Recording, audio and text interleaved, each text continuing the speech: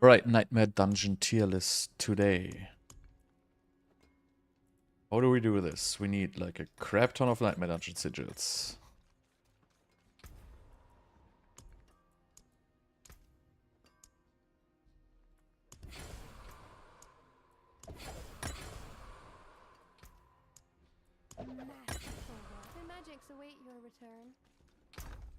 So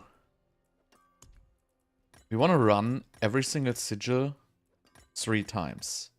So we have an accurate result, so it's not really inflated by RNG or whatsoever. So to do that, I will probably just use some stash steps to sort some sigils first, so I get them kind of by area.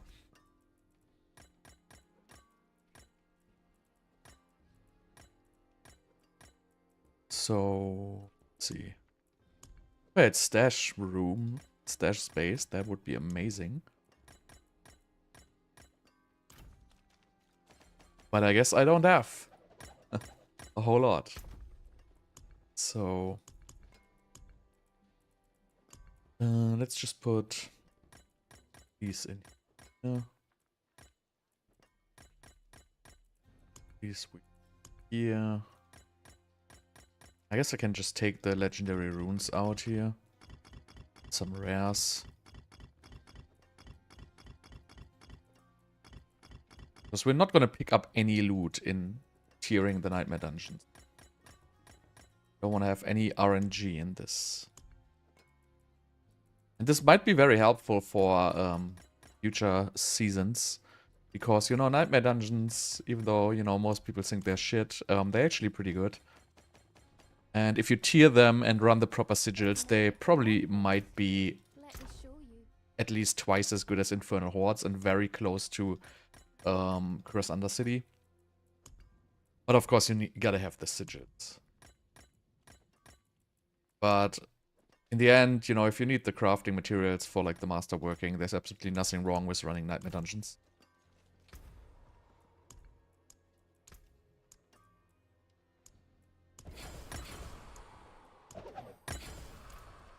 God, I wish these would just stack.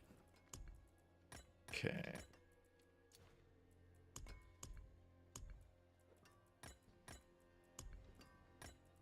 So let's grab these and put it here. Put all these random ones.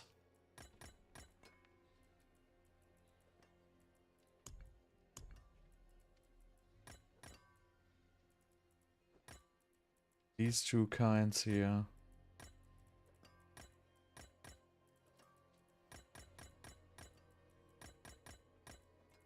Okay, that should be enough, hopefully, for the beginning. This is gonna take a little while. Right, so let's pick up what we have.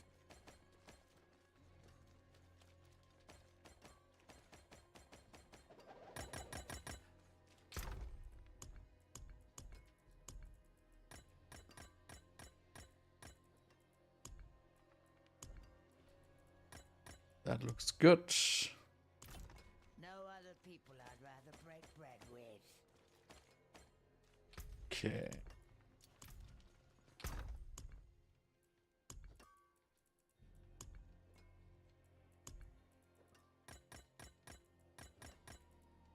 Alright, so let's see if we got any triples here. Library, Sunken Library.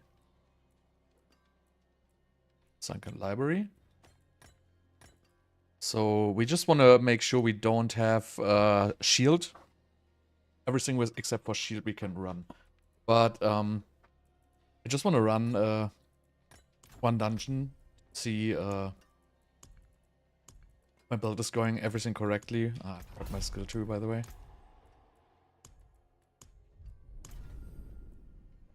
Let's make a quick skill tree here.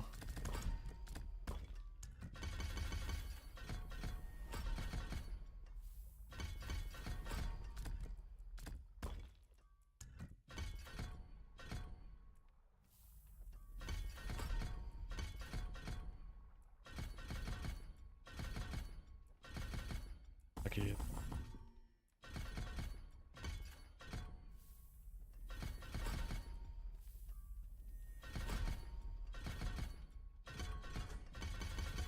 don't think we need skill points in this at all. Put them there anyway. Doesn't even matter. Right, then shocking impact.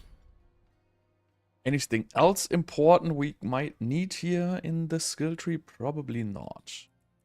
Let's get some extra mana. Oh, I forgot glass cannon. Oh, we need teleport.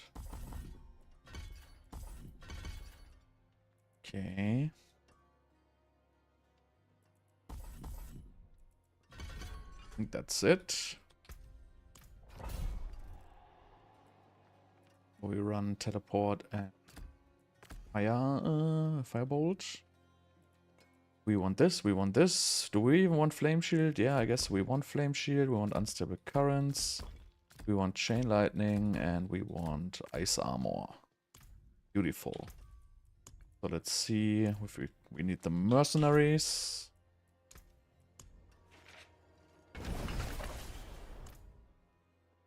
And we're good to go.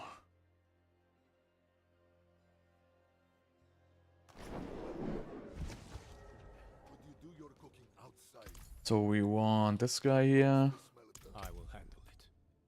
This girl here. I often work alone, but perhaps. And now we can start hearing. But yeah, I'm gonna run like 1 or 2 dungeons just to make sure my build is working properly. Because I haven't played this in a little while.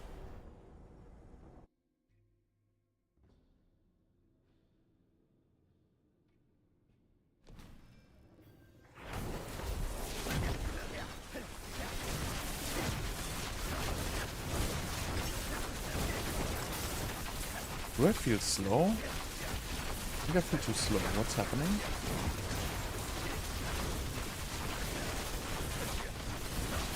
Let me see.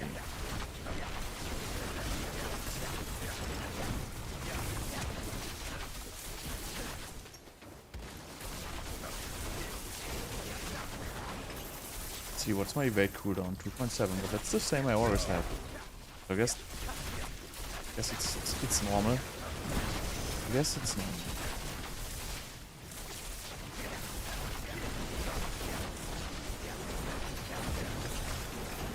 Deactivate the damage numbers here. Good. Activate my own life bars. Where's that?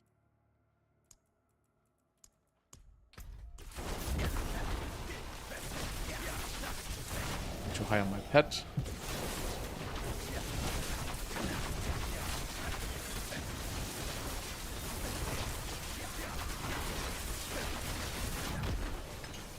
No, I guess I'm at normal speed. I was just I mean, I still have... I'm missing aspects. What about that? Yeah, I guess that's good enough right now. This build is buffed on Tuesday. Nah. I mean, all builds are buffed by like a fractional percentage, I guess. I mean, the patch notes are not out yet, so... But don't expect any buffs on Tuesday. Like, that shit is all irrelevant. So this has the right aspect. This just has the wrong one. So we need the lightning spear aspect. We need...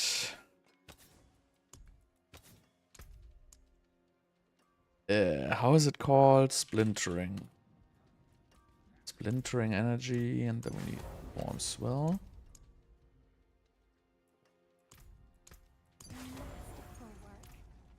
So the runes, is this correct? Cast evade 14 times, yes. Critical strike, yes. That's all correct. Attack speed, 91%. So that looks all good. Item contribution 4. Right, that looks good. So let's try again.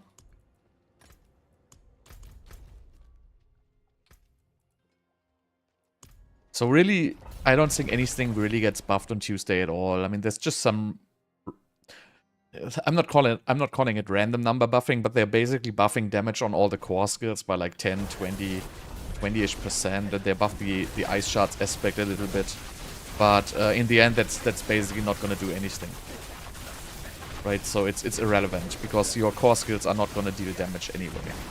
No matter how hard they buff them, it doesn't really change a whole lot.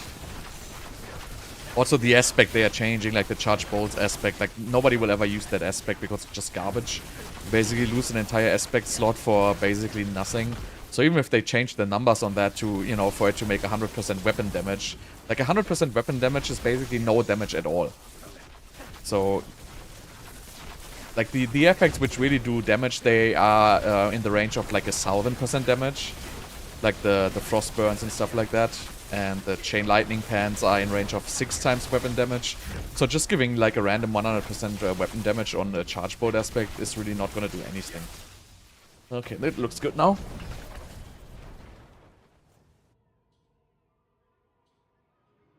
So we're going to start.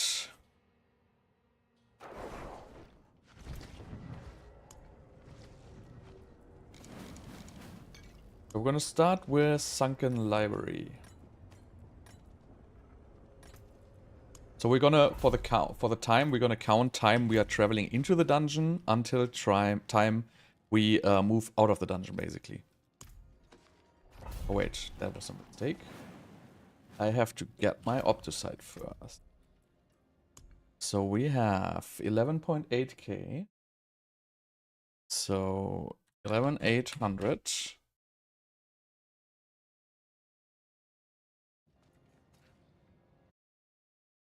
Alright, so let's do this again. Next try. Now I have to find the goddamn dungeon. Oh god, this game. Just give me the button, take me to the Nightmare Dungeon. Right. So, first dungeon. Interesting, like teleporting into a dungeon until the dungeon starts takes more than 10 seconds. That's actually insane.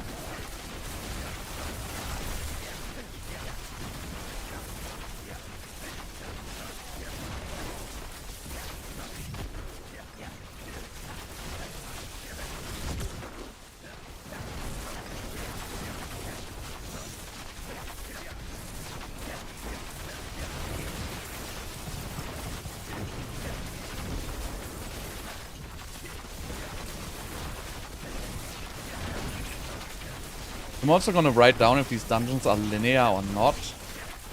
So I guess this one so far is.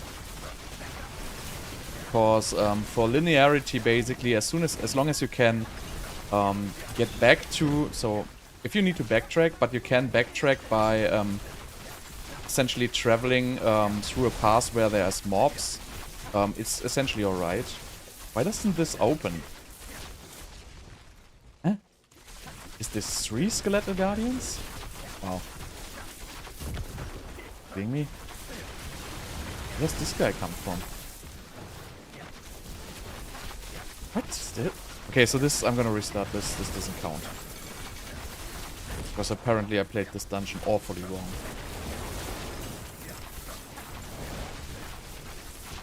No, I'm just gonna take 20 seconds of the run. Because that's fair.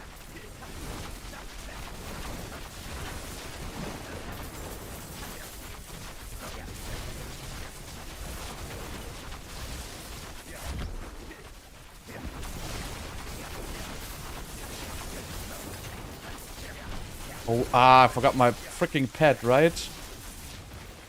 God damn it. Right. So this definitely doesn't count. So I put the stupid pet away to do some screenshots. And I forgot to summon it again. And I know you can summon it from with some random hotkey. I don't freaking know, because this key has this game has like a gazillion hotkeys instead of just putting it into a menu with scrolling where everybody would, you know, expect it. This key has like a hotkey for every kind of shit. So, yeah, so now we have a pet, right? Yes. Alright, so let's go again. I need to find another Sunken library. See if we have another one. Okay, do we have another Sunken library? Yes, we have. Alright, Drifting Shade. So we just can't play Monster Barrier, everything else is alright. Alright, let's do this again. That was fail. Okay, so we have 12.3k. 12.3k. Right. Let's try.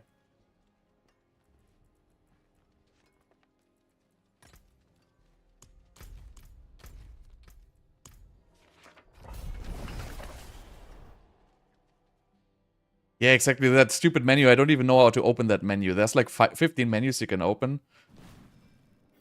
And also there's like this weird ass circle menu. I don't understand. So it's really not for me. I just want to press a button and then click, you know, on wardrobe. Like that would be the thing I want, but it's just too complicated for me. Like I cannot learn stuff like that. I need good UIs.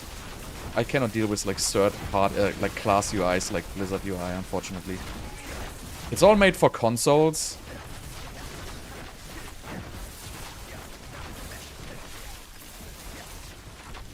Just don't really drop anything.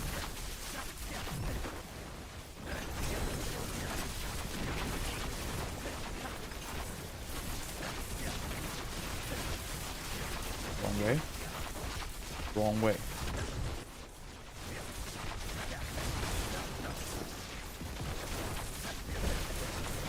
Where the heck do I need to go? This dungeon is complicated. So this is definitely not linear.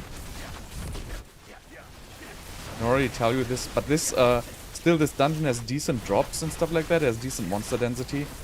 So I don't think this dungeon is going to be very bad. But it's definitely not going to be one of the highest tiers.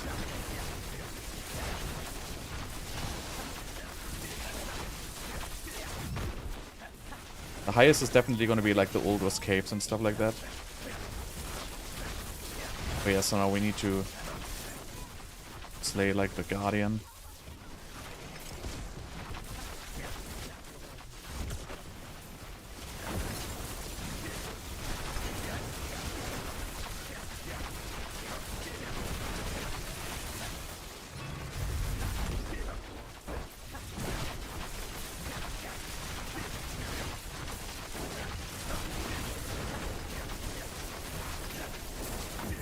Oh yeah, this also, I remember I always mess up this library.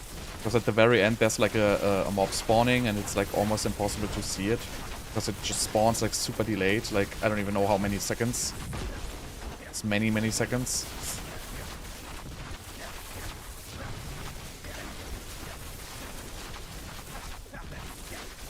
Okay, so this definitely has backtracking.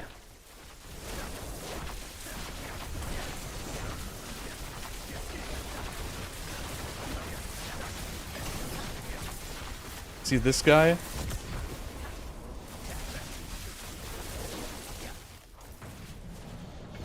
This is like a freaking long dungeon. Almost 3 minutes.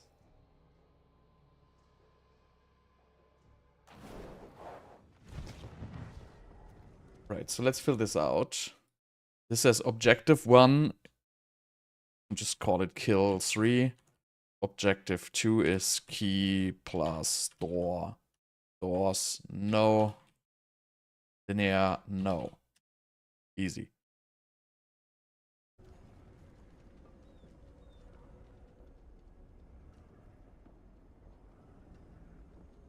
The mana pool really becomes a non-issue at a certain point. Automatically. So conjurations really just give you so much mana regeneration. But also you have like Lucky Hit to restore 74% of your mana. Which essentially is just going to restore all of your mana. Period. So, and then you have Starless guys and stuff like that. So, but mainly, most comes really through Conjuration Mastery. And basically Axial Conduit is ridiculous for mana sustain. Okay, so let's go for the next one.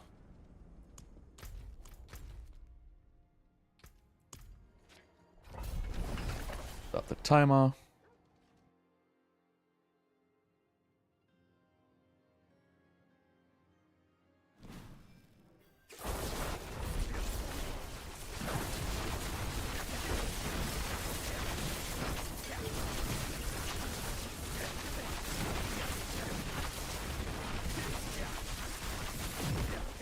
So I guess you gotta go this route here to be efficient. Then you take this one here. Gotta go this way down. I guess technically you would have to play every dungeon 4 times. And, you know, kind of not value the first one since you're like kind of figuring out the dungeon. Because it's kind of impossible to remember how all the dungeons look like.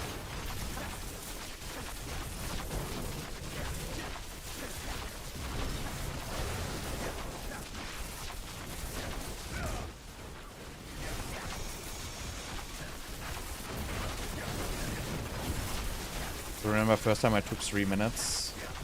This is probably gonna be shorter. I don't know, I guess in reality it's pretty much gonna be the same for every dungeon. So I guess it's not really fair for dungeons where, you know, you don't really know what the fuck you do.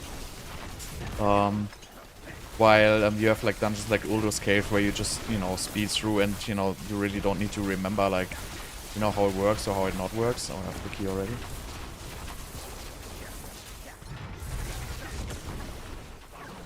But still, it's gonna take like 2 minutes again. So, 3 minutes again. Just long dungeon. But you know, in the end, it's not what matters. It's not that it matters how long the dungeon actually takes. Because the completion reward of the dungeon is really just 250 Obducite. So what matters is really how much elite density the dungeon has. That's really most important.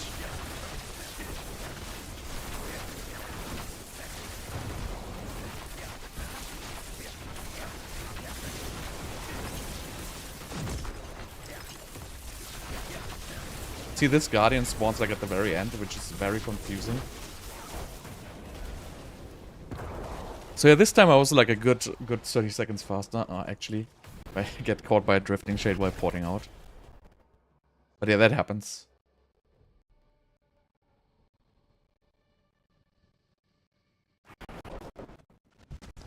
So wait, what we're actually doing here is Sunken Ruins, right? Sunken Ruins. And that is in what area? Okay, just... Right, so let's go for number 3.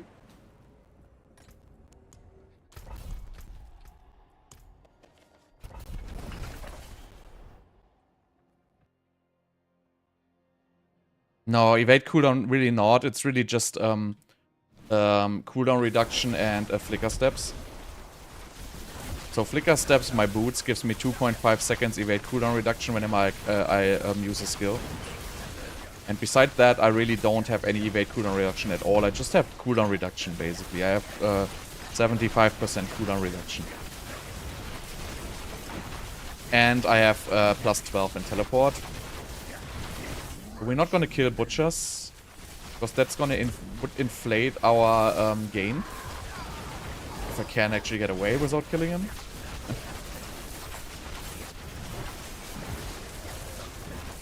Same with goblins, so I try not to kill goblins. Because I don't want to add any RNG to this.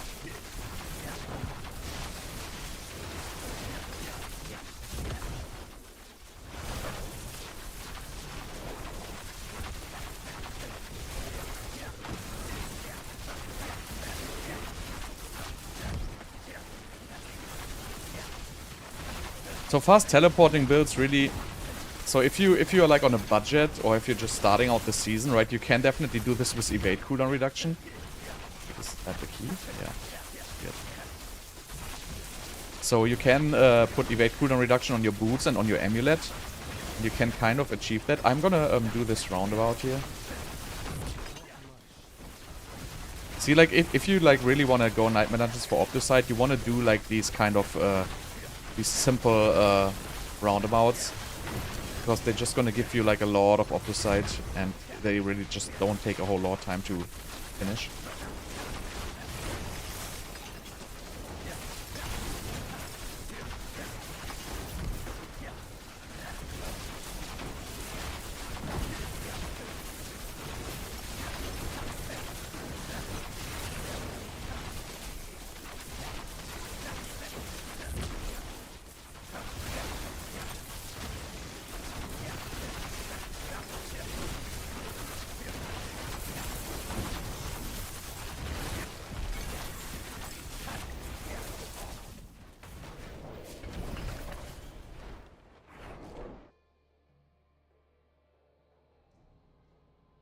But yeah, I mean, at this point, you know, what you're gonna get out of this game is pretty much over, right? So, okay, total time. Let's see.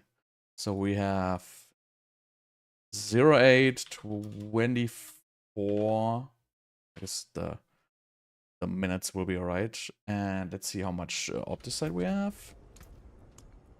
We have 15.5k. Well, that's really, really bad. That's really, really bad. So that's definitely... I expected... I honestly thought this dungeon would be better, but you know. So now we're at 15.5k. I can just make a formula here.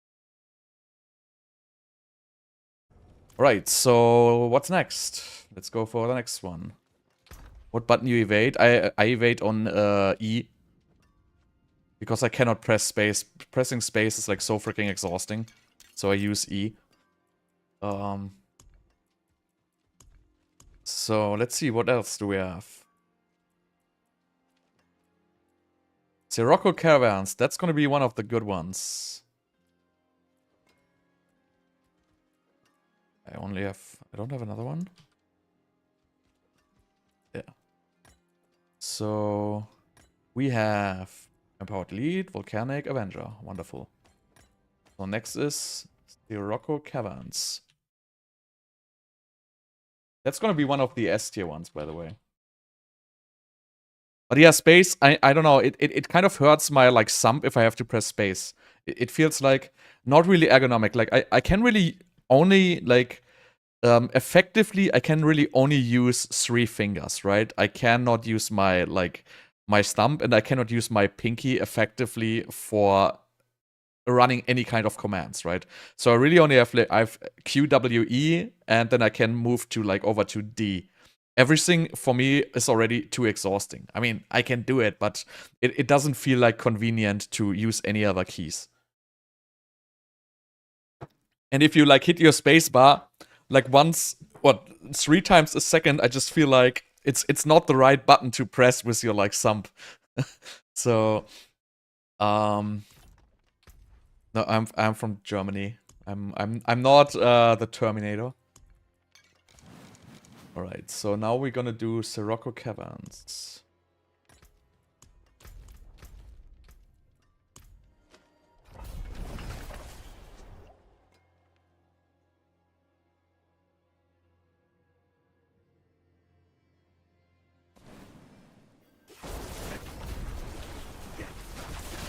So this is gonna be super S tier, right? Because this is linear, no doors, no shit. Right, you just go through here, collect all the stuff, and I mean, it has 1 door actually. But I mean, you just need to kill, like, these spires. And these spires even spawn, like, you know, spiders who give you, like, more loot. So this is really one of the best ones. It's not even remotely as good as Uldur's Cave. But it's still a very, very good one.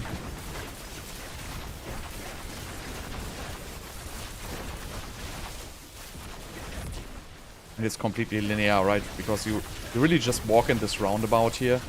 And then the door opens and you basically back to the at the door once you're here. This is right, basically the only annoying thing is this one climb.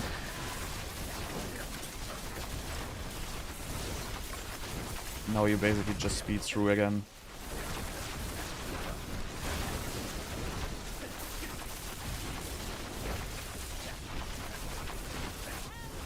And I hate that the drops are just so slow. That's the only annoying about this dungeon. Because the mobs take so long to die. So also this one, right? You're finished with the dungeon. You still want to continue. Because this is a very, very good dungeon with a lot of elites. So you still want to continue and finish these roundabouts here. It really just pays off not to just, you know, restart the dungeon. I mean, now you obviously don't backtrack, but it really, really pays off doing that.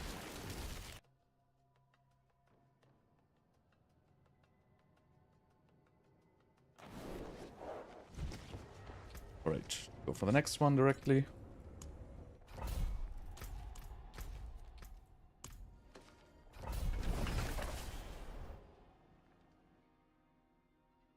I'm gonna have to do like 100 of these dungeons, right? I don't think it's 100, but you know, it's a good amount.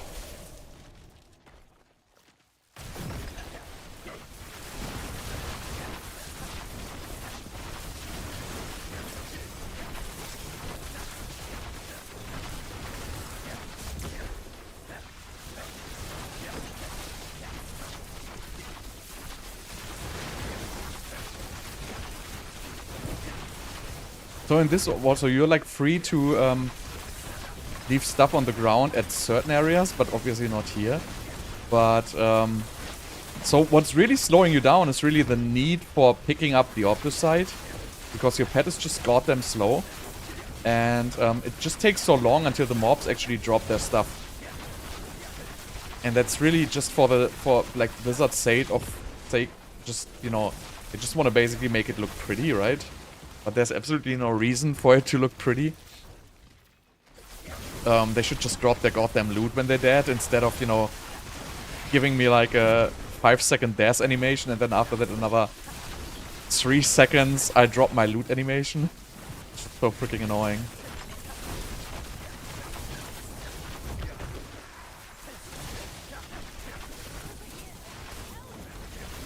Without that, you would be so much faster in this.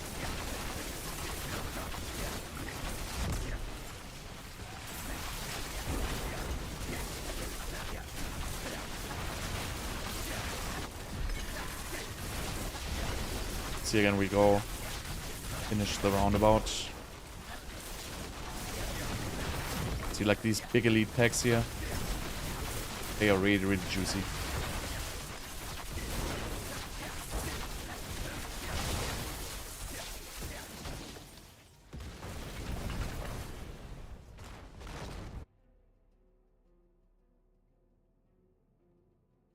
I hate Infernal Hordes. I cannot play that mode.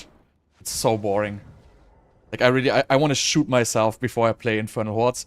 And also, important is, this is so much more rewarding than Infernal Hordes. This gives you so much more. And, you know, the season is basically over, so I'm making this for the beginning of the next season, right? So, running Infernal Hordes, first of all, you're not going to have access to unlimited keys. And second of all, you're not going to get anything in Infernal Hordes other than Obducite. And in Nightmare Dungeons, you actually get so many runes, so many materials. It really matters if you don't have the materials in the end. And so... And again, I cannot deal with hordes. It's like too boring to me. Just... I don't want to do it anymore. I never ever want to play it again, basically. I just don't find anything enjoyable in hordes.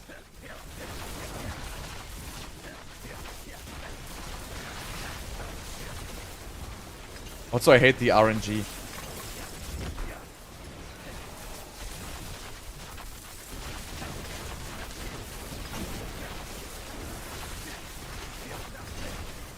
But if the pet... So I don't think the problem is even the pet, it's the pickup radius also, because you remember in Season 5 we got the new pickup radius in Helltides, where we could basically pick up shit from like half a screen away. And that has been reverted in Vessel of Hatred, so they use kind of an old build or whatever. And that's one of the biggest problems, that you just need to get like on top of the materials to just pick them up. And it's freaking annoying. And it was so great in Season 5 when they fixed that.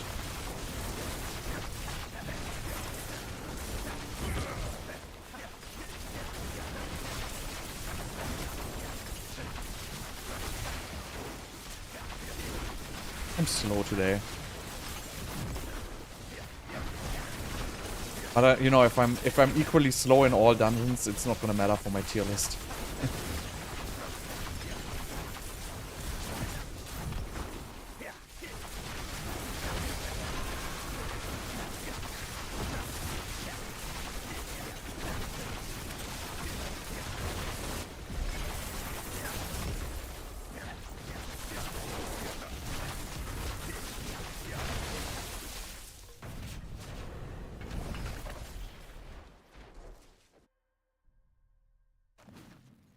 Yeah, you don't want to play dungeons with doors, like you kind of get used to it.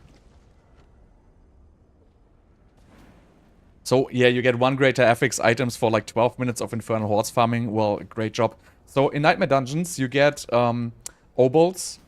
So you get like 200 obols per run or something like that. And that actually, if you just gamble them away, it's way more GA items you can ever get in Infernal Hordes. Just fun fact. So really, Nightmare Dungeons reward you with absolutely everything. Except for, actually you get everything in Nightmare Dungeons, so we're at 18.5. So, total time 6:24. Objective 1 is kill 3, objective 2 is kill 3, doors no, linear yes. Should like copy these formulas here. I don't have an Obducite per hour actually. I will do one later. But yeah, this was already 30% better.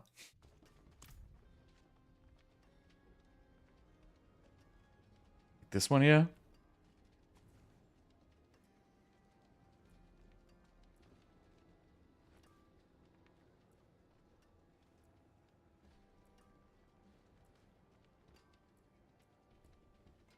You have the right ones, yeah. Okay, so what's next? What's next? Sunken Library we already did, right? No, we did Sunken Ruins, okay.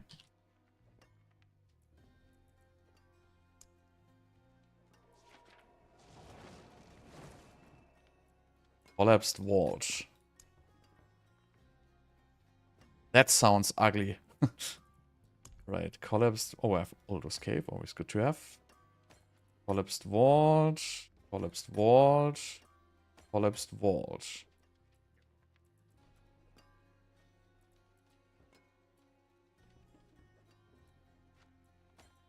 The Stormwind's Rasha. Alright, that sounds like a lot of fun, right? Collapsed Vault.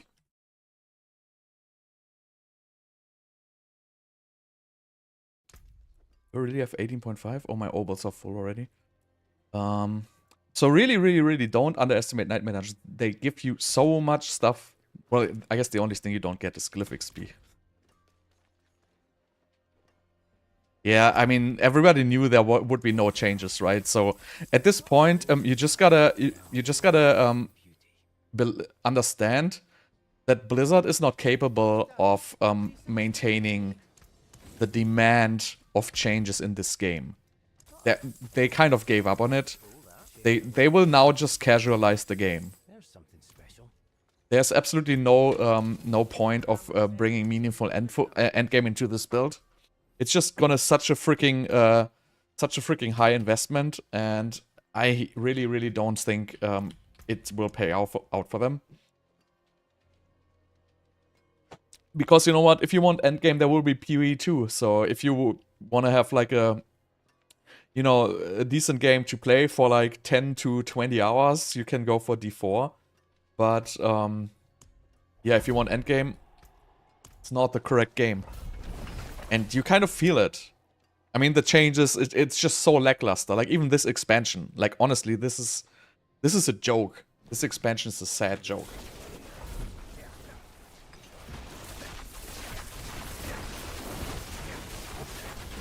Right, Collapsed Vault.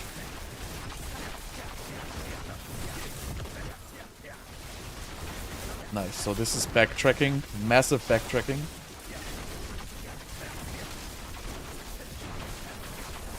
See, every time you want to backtrack, like the dungeon's basically shit.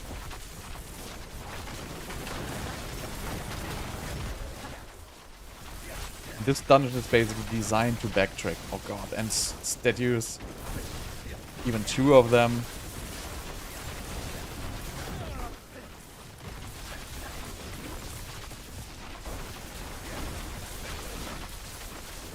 Yeah, that's not gonna be that great. Where do I even have to carry this goddamn statue?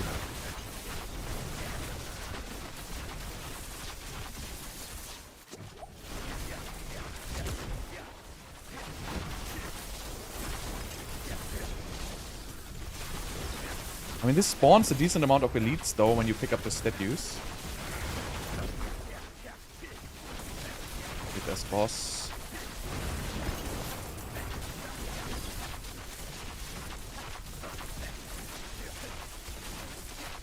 Wait, now it spawns boss here in the middle? Oh, it's actually not that bad.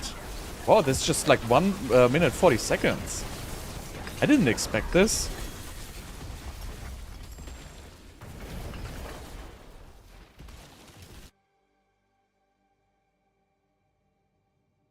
I mean, Season 5 and Season 4 were like so much more interesting than Season 7. Season 7 really doesn't offer anything at all other than this Undercity stuff and the raid.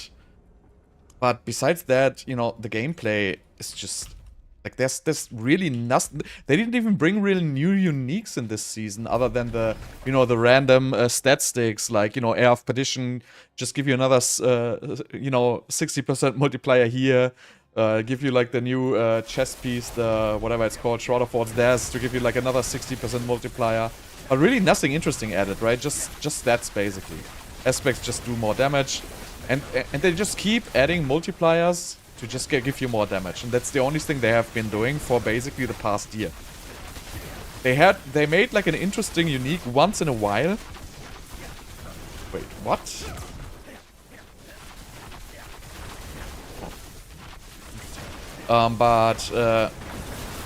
So not even like remote, like if you look at PoE leagues, right, there's you know, like 50 guys working on the game or whatever, and you know, every league has like, you know, hundreds of new freaking stuff, right? They have new uniques, they have new game mechanics and everything. And you know, Blizzard kind of gave up on it, I feel like. So in season 1, 2 and 3, you know, they kind of, well, actually just in season 1 and 2, you know, they try to introduce seasonal mechanics.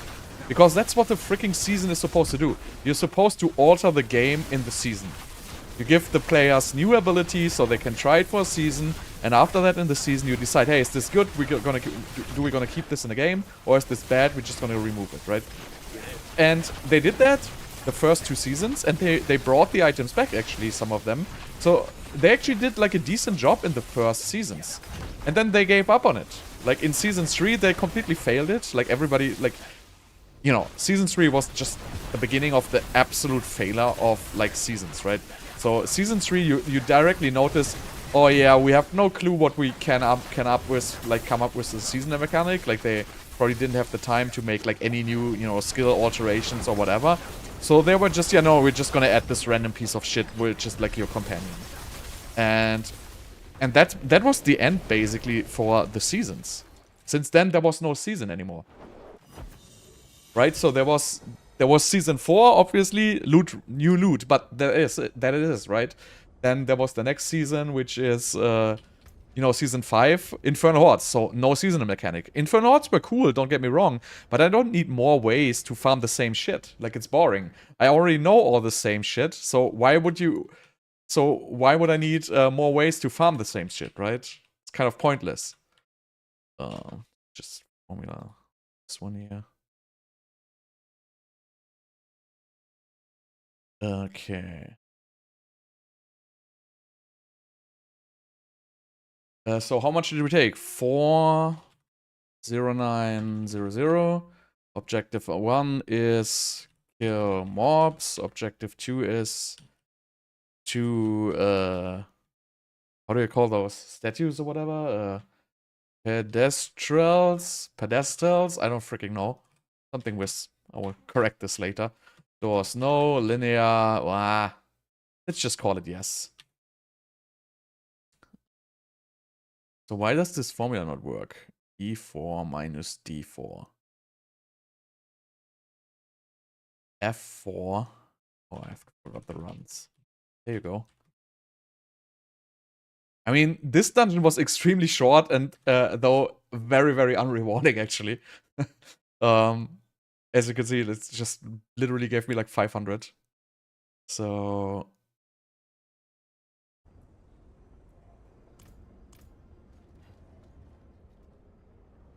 So for me, right, I played PoE a long time ago. Like, I don't even know how many years ago. Like 6, 7, 8 years ago. It's a long time. I think the game had like 4x or 5x when I played it. And then like a year ago, I tried it again. And I was like, yeah, this is freaking overwhelming. But it was, I had an amazing time with, I don't even know what league that was. The ones with the juicing with the wisps. And I really had a great time just getting into it. Obviously, I just took a random build guide, right? And followed the random build guide. I don't really like invest it anywhere. I just did the trading, which the game offers by default. And it was a great experience, I have to say. But the game is, like, mechanic-wise, like the whole engine and stuff like that, is just so much worse than D4. Like, it's just slow. The game, the engine just feels slow. Compared to Diablo, it's like so much slower. Corrupted Grotto. I have 3 of those. But, you know, all the crafting and stuff like that, even though there's like a gazillion mechanics, it was not so hard to actually get into. It was a lot of reading, you know, watching some videos. But, you know, I kind of enjoy that stuff, right? So I have no problem. When I play a game, I don't really have to play the game the entire time, right? I can also just, you know, make my, you know, read like what I want to do, like make my builds and stuff like that. I have no problem with that, right? That is, to me, that is even more enjoyable than playing the game itself. Corrupted Grotto. Right, let's go. Mostly.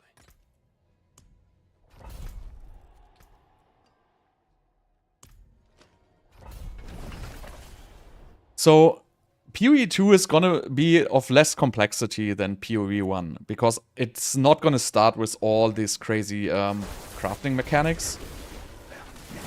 But it's still gonna be complicated, right? So it's not gonna be easy. But I think it's gonna be alright. I'm just scared of the, like, you know, WASD. Because everybody says, you know, you're supposed to try it, but I'm scared of it. I don't know if I can deal with that because I cannot learn new stuff, basically. That's gonna kill me. But, you know, I'm pretty sure if I can't deal with it, it's gonna be just fine with, like, mouse and keyboard. I mean, with, like, click to move. I really hope, though. Shit, I missed one, right?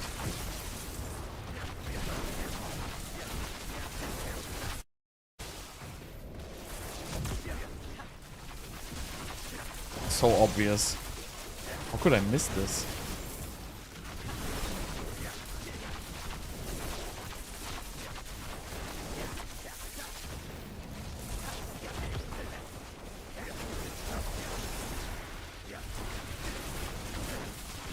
Alright.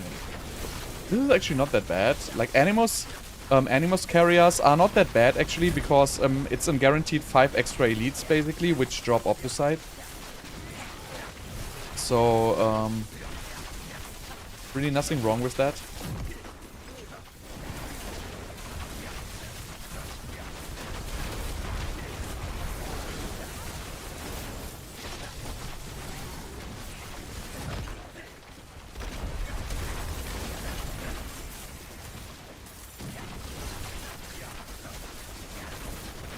Again, we finish.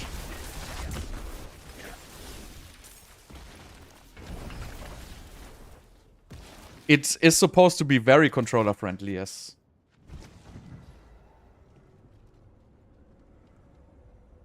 So they said basically you primarily wanna, so if you're like on a computer, you should primarily play with WASD. And they have a controller and console definitely in the game.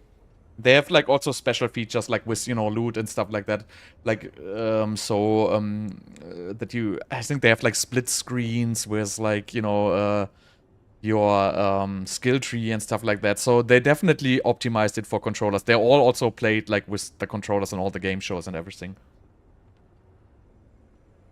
Alright, so let's go for the next one.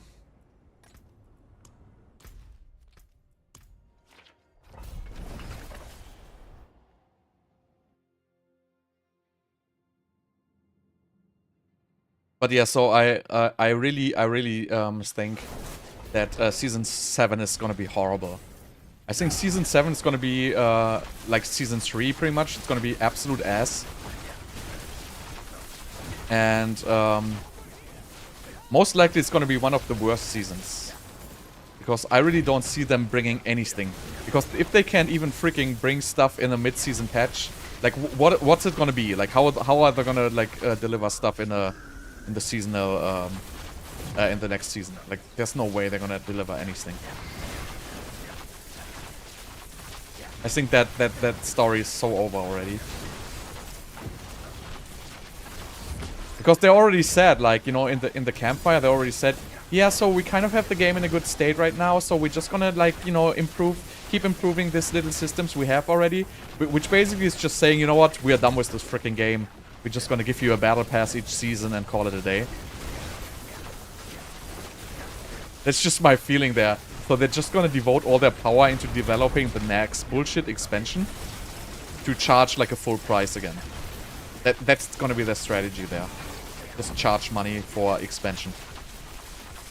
Because they just cannot deliver in the seasons. And they must be knowing that they fail with these seasons, right? They must be knowing that the reception in these seasons is basically horrible.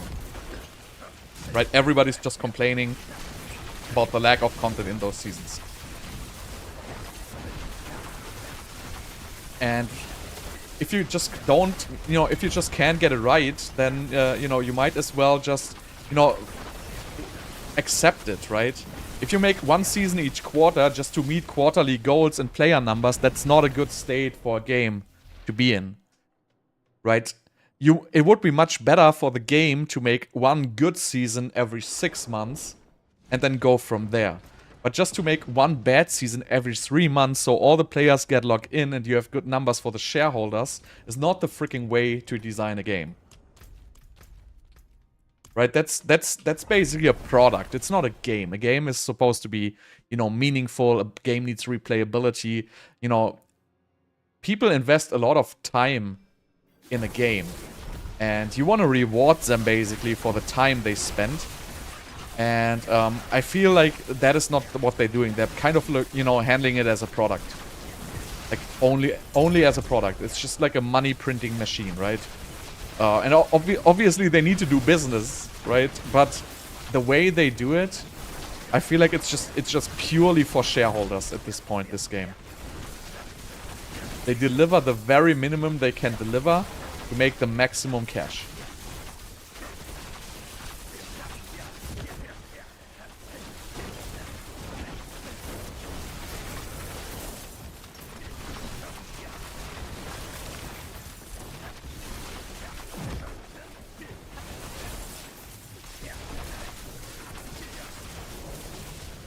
And that is never has been the like philosophy of like Paths of Exile, right? The philosophy of Paths of Exile has always been we want to deliver an awesome game with lots of replayability. And you know, if we do that, people are gonna pay for like the skins and shit because they like the goddamn game. And that has been working out so great for them. And now, you know, with PoE2 and like a big investor, they're gonna stick to it. Obviously, you need to buy your stash tabs and shit like that, so the game is technically not free, right? It's kind of a bait calling it free to play, obviously. I mean, you can play it without the extra stash tabs, yes, but, you know, in the end, nobody is gonna freaking do it. You know, you kind of need to just spend, like, $30, $40 or something like that on the stash tabs, and that's something for you to keep, right? Yeah, there's a build planner on my Fireball. Just check my channel, there's a video and there's a build planner. So let's see, how much did we make?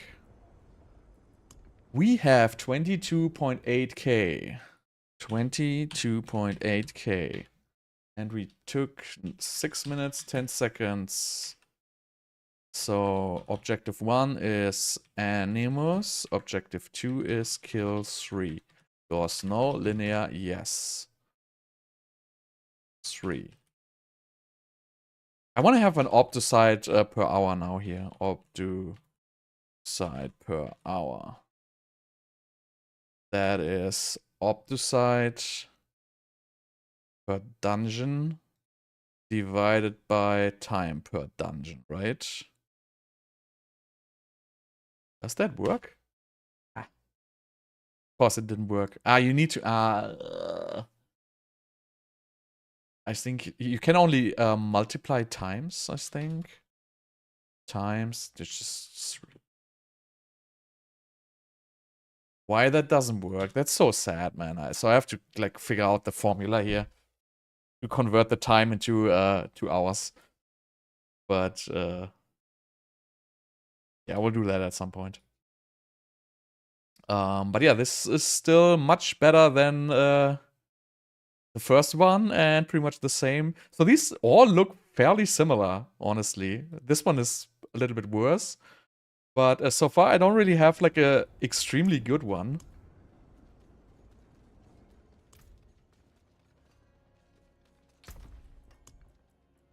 Guess we'll pick these up.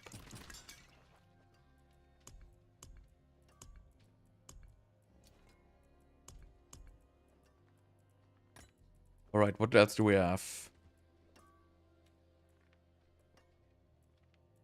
Abandoned mine works.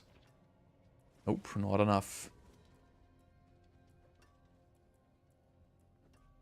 Deserted underpass already did. Which one did I do?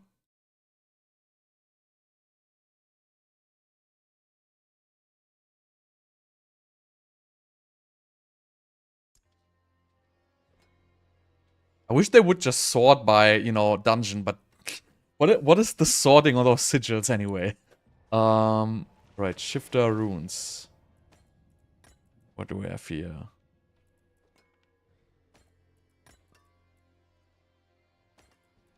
Drifting Shade is freaking annoying. Shifter runes. Alright, let's go.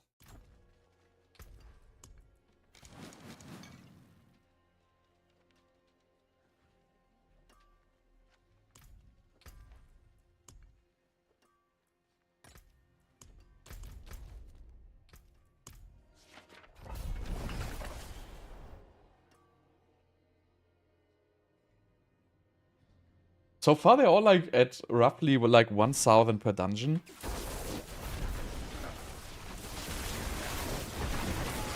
I mean, you can get a little bit more, right, if you open chests and stuff like that. So I'm specifically not opening chests because I want to have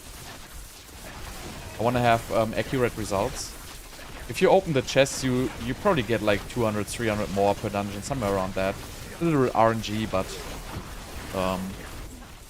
this is basically just the baseline dungeon, right? So I want to know which baseline is the best dungeon.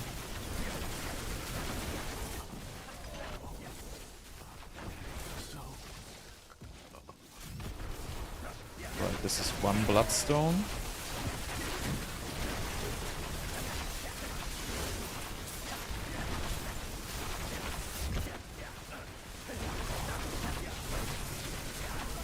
This has a good amount of elites, though.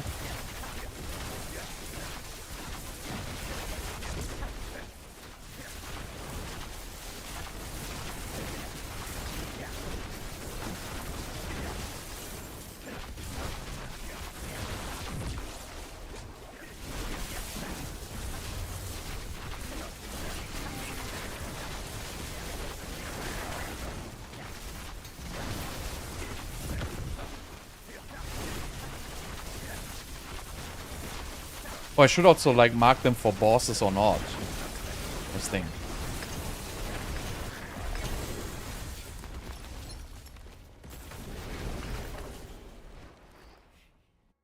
That's a good idea.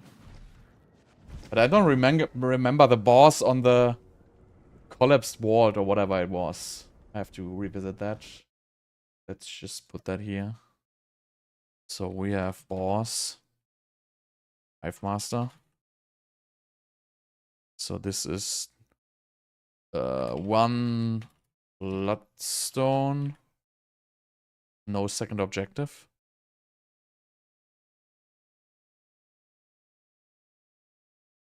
Right, yeah.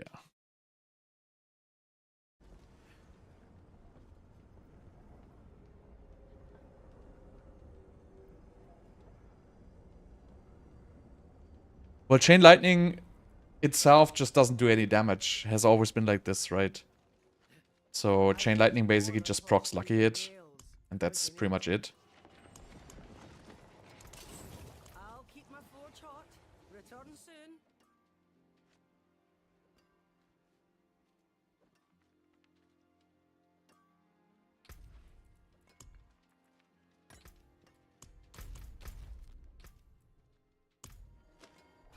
I don't know. I'm not so... I think, you know... I think I'm just basically gotta shift my focus when playing this game from... I don't even want to reach endgame. I just want to try, you know, the new season, the new builds. I'm just gonna... Probably not even gonna go like to Paragon 270. Probably gonna even end the season at like 250 or something like that. Because really... you have to understand, like, as a content creator, right, in this game, I mean, obviously, if you do this for a living, right, and you really have no choice than making content every day, like, after 2 or 3 weeks, your views are basically, like, on your videos, they just get down by, like, 70% or something like that. So, from, like, you know, when you want to build up a channel, it just doesn't even make any sense to post videos past, like, the 3rd week of a season. Like, for me, the time investment, right, because I have a job and stuff like that, so that, I mean, a non-streaming job, right, for me, the time investment to even make videos after a certain time is just not really relevant anymore. So if I make a build guide 4 weeks into a season, I get, like, 15k views on it, right, and I get, like, whatever, like, 10 subs, or 15, or maybe 20, right, and if I make a build guide at the beginning of a season, I get, like, 100k views, and I get, like, 200 subs, or whatever. So... really, you feel like the seasons are gonna fall off so quickly. And you can also see it, like, on the other content creators, obviously. And that's a big deal with this game, right? So why I don't really have the motivation to even, you know, continue after, like, the 3rd week of a season. Because they just don't deliver anything new, right? If they would deliver new stuff, it would be a totally different story, but they don't. No, avalanche buff's not relevant at all. It's literally just a completely random buff which does nothing. Because, you know, you gotta put it in perspective, right? I mean, I don't remember the numbers on it, but it was like... so it goes from 10% to 30% lucky hit, right? And the chance is to deal... whatever, 60% more damage with your next spell. So here's this thing. Spells don't deal damage. If you're playing a Blizzard build, does nothing. Ice Spikes deal the damage. If you're playing Ice Shards, does nothing. Frostburn deals the damage. Is there even another cold skill? No. Frozen Orb. If you do a Frozen Orb build, your damage comes from shooting gazillions of Frozen Orb. But the Avalanche is just gonna trigger on your own Frozen Orb cast, basically, once in a while. And, really, the 30... So you gotta put it into perspective, right? So the only build... which can technically do damage, is Frozen Orb with Frozen Orbs, right? Frozen Orb has a lucky hit chance of 6%. It hits roughly 5 times per Frozen Orb, right? So you are at, like, what? No, yeah, 4 to 5 times, I would say it hits, right? So you're at, like, 30%, right? Times 30% lucky hit. So you are at, like, 10% chance to trigger a 60% damage bonus. So Avalanche basically comes down to being a 6% damage bonus. And it really just does nothing, right? So it is completely useless, and it's not understandable to me, because, you know, they buffed all the key passives, right? They buffed Avalanche. They buffed freaking Combustion to the moon, right?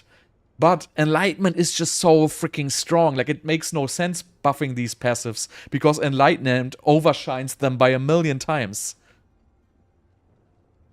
So it's really, it's just such random buffs they did again. It just feels like they don't know the game at all. I mean, they probably know it, but they buff in like different perspectives, right? They don't buff the real end game. They buff in what I call like early game, right? As soon as you hit level 50 or level 60, that's where they start like thinking, okay, now we have to balance, right? So this very, very little time frame where people are actually using their core skills to do like damage, which is like probably like in between, you know, level 60 and Paragon 100 or something like that. And then at some point just the build like takes over, right? For Sorc, for example, at some point just Lightning Spear will take over your damage, right? Your core spells will just stop mattering. And it doesn't make any sense to buff the skills because they don't do any damage. So they would need like a 500% damage buff to be even viable. Right? So, I mean, you play a Lightning Spear aspect, which basically just buffs your Lightning Spear in every single Sorc build. Except for Fireball. And also just in Fireball, because Fireball is bugged and is dealing like 10 times the damage that it should be. So Fireball is actually the only good Sorc build. In terms of skills actually dealing damage, because there's a bug that it does 10 times more. All other builds carried by Lightning Spear, carried by Frostburns, carried by Shatter. That's basically the 3 carries there, right? And if you look at it, that is late game, right? So if you're like in the early game, if you're like in Torment 1, your skills very well do your damage. So that is kind of the period where they focus on, is the very, very beginning of the late game, but not the end tier builds at all. Like I feel like they don't even look at these. If they look at them, they look at them like kind of in a weird way. Okay, so let's see, how much do we get? So we have 24.6k, 24,600, 3 runs. We have 556. Doors, no. Linear, I don't even know. Is it linear? It was actually kind of linear. Just call it semi-linear. But this was a bad dungeon, right? We just got 600 per dungeon. And one dungeon took 2 minutes. So really, you see, like, these really highly meta because they lead density. And that's actually what is driving the gains and the no gains here in Nightmare Dungeons. Alright, so what else do we have?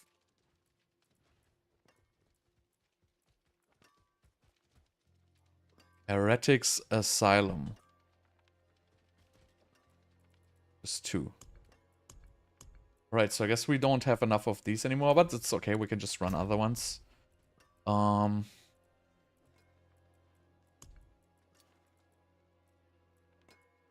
So Hallowed Ossuary, I always feel like it's a good one.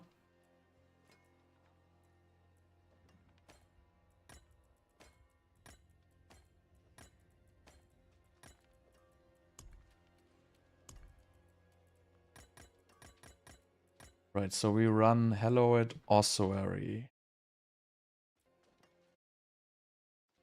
Oh, why can't I click this goddamn Excel sheet? Hallowed Ossuary in Fractured Peaks. Let's go. Yeah, I absolutely refuse to do treasure rooms. But I'm not there. I will test them for the tier lists. I think there's like 1 or 2 dungeons where treasure rooms actually make sense. And if they would fix the objectives on the map that you can actually see them, that would help a lot. But you will see, if I have this tier list done, you will see they are like so freaking far behind. It just takes so long to open them, at least most of them. For example, there's some with Animus, but you don't know where the Animus carriers are, so it's like so freaking random. It just takes a lot of time. So, I mean, if they would fix the objectives, maybe. But I don't think it's gonna be worth it. But we're gonna test that, obviously.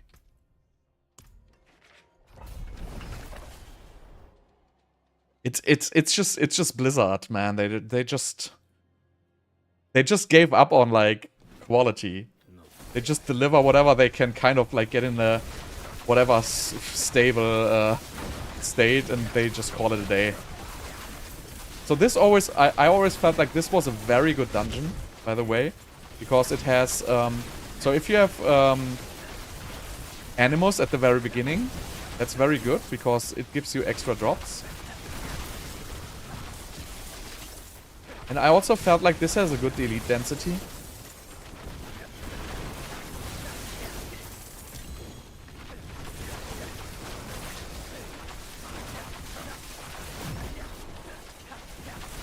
That's fake.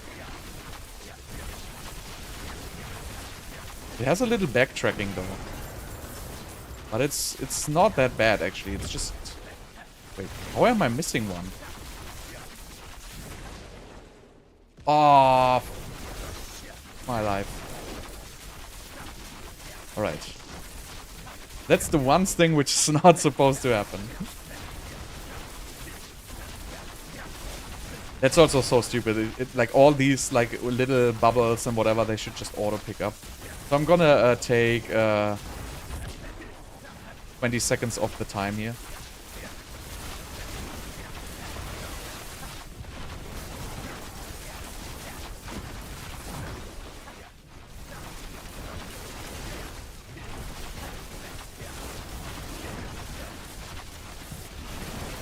So I feel like this dungeon plays very well once you're in the dungeon.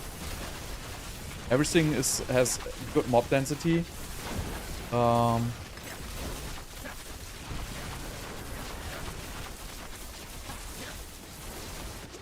it has a boss. Okay.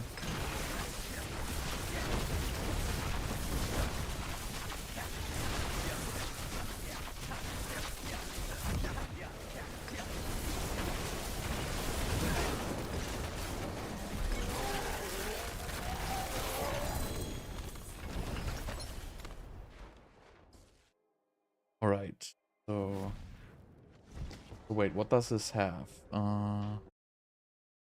So this has animus and what was it? Bloodstone. One bloodstone. One bloodstone, doors, no, linear. Semi-linear. My new word.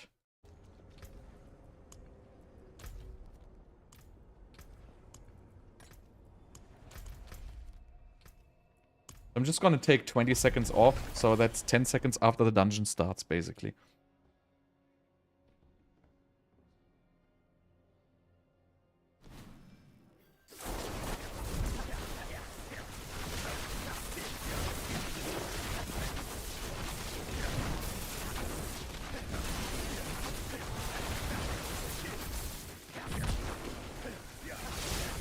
See, like, you just get, like, these big elite packs here in this dungeon, and they really... There's really a lot of them. I really think beginning of next season I would just spam nightmare dungeons. It's gonna be my farm. I'm gonna have everything. I'm gonna have so much boss materials I can sell off.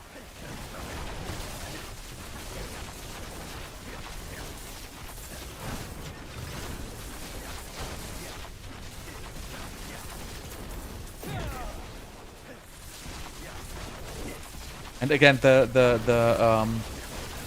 obols it's very important that you drop so many obols during nightmare dungeons, especially if you have a tiered list, and you know you just spam the good ones, which are fast. You really get a lot of obols.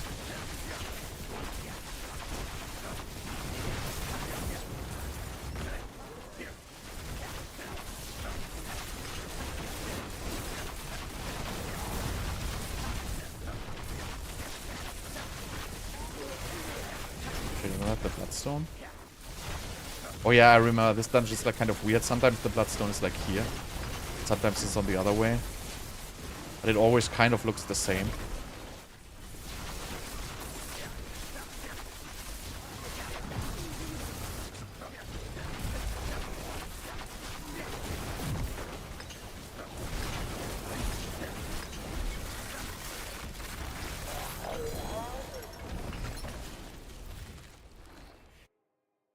So the boss drops so slow that I cannot even pick up its loot to be efficient, right?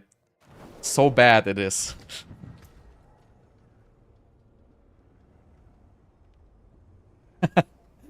What you yeah, you can just throw it away, right? You can try to get like a triple cooldown reduction Rasha ring or whatever. But yeah, you're right. Like what you're gonna do with the Obducite when the season is over, right? Good question. I don't have an answer for you, unfortunately. I mean, you can use it on the Eternal Realm, right? If your items don't get squished next season again. Which they probably will.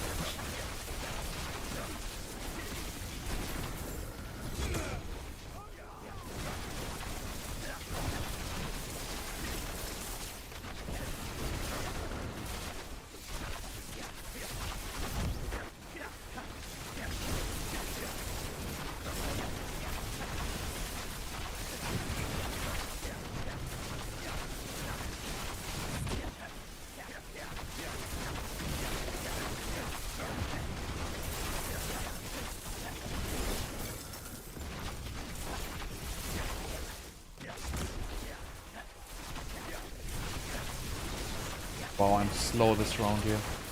How did I forget?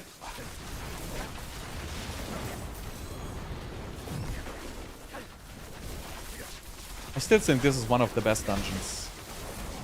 But I don't know for a fact. That's why I'm doing this. I want to know for a fact which dungeons are actually good. I hope they don't change like so many of the Nightmare dungeons next season.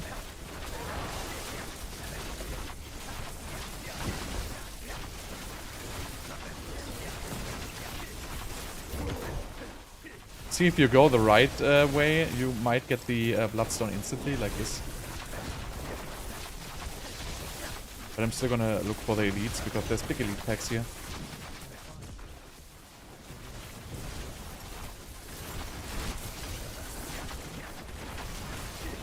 Actually not. Right.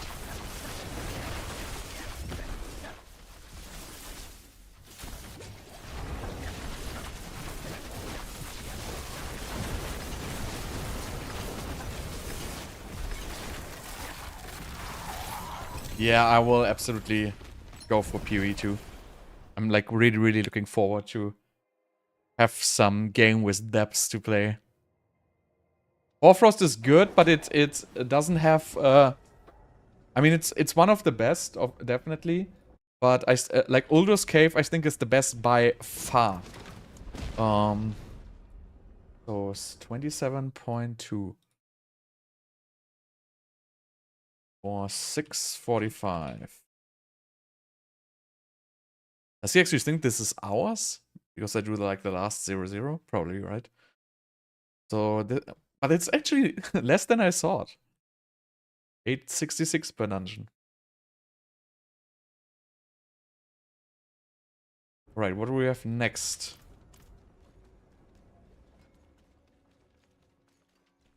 I don't know. I don't think you didn't really saw any end game in all the trailers, right? That's all early game.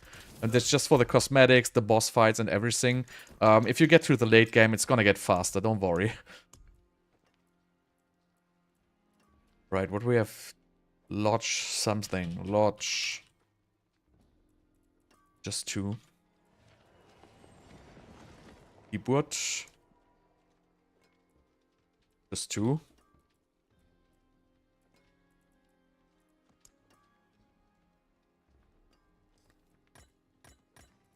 Forsaken Quarry.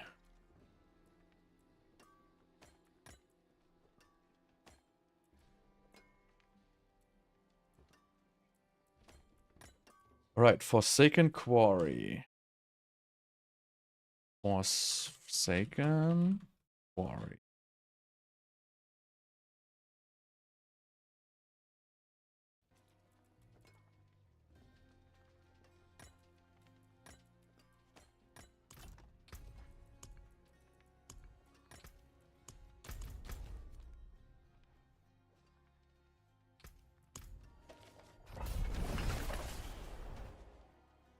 So yeah, I mean, I guess everybody's gonna be digging PoE 2, right? And then you know, we will find out how much is actually the early access, how good it's gonna be, right?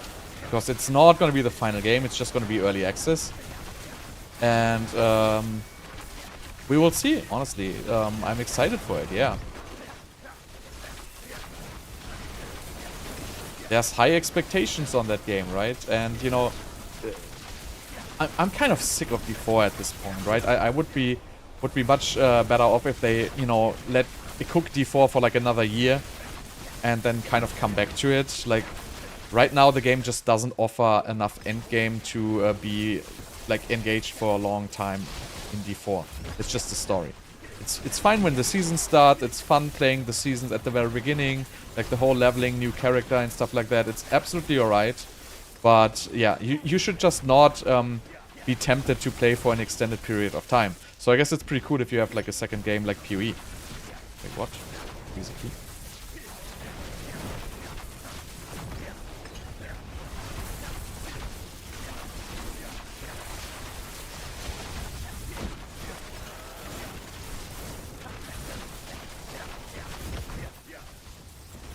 Also, I hope next season they will buff Nightmare Dungeon XP maybe a little bit. Maybe even the drop rates. Well, this has a lot of elites in the second part here.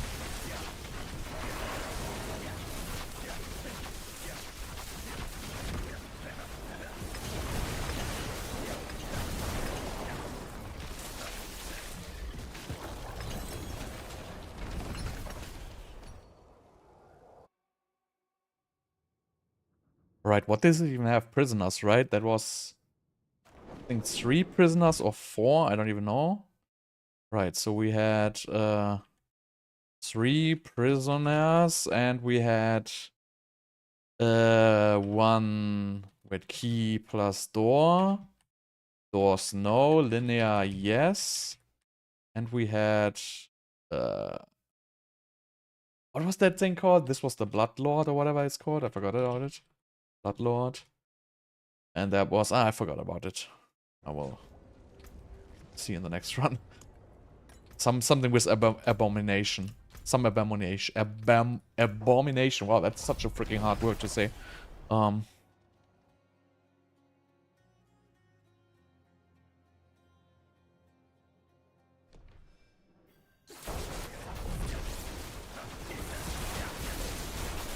Asra abomination.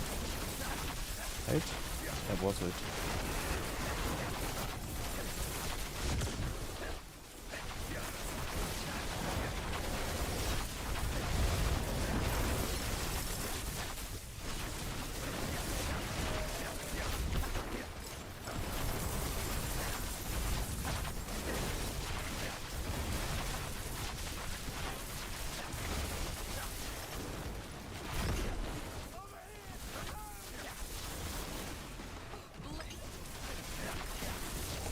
Wait, so there's 1, 2. It's actually 5, 3, 4, 5 prisoners. This is a lot of elites. So it's 5 prisoners. Ah, okay, wait. Then it's the key. So the first was kill all mobs, and the second one was 5 prisoners. I guess the key you can kind of ignore. I guess the real objective is the prisoners.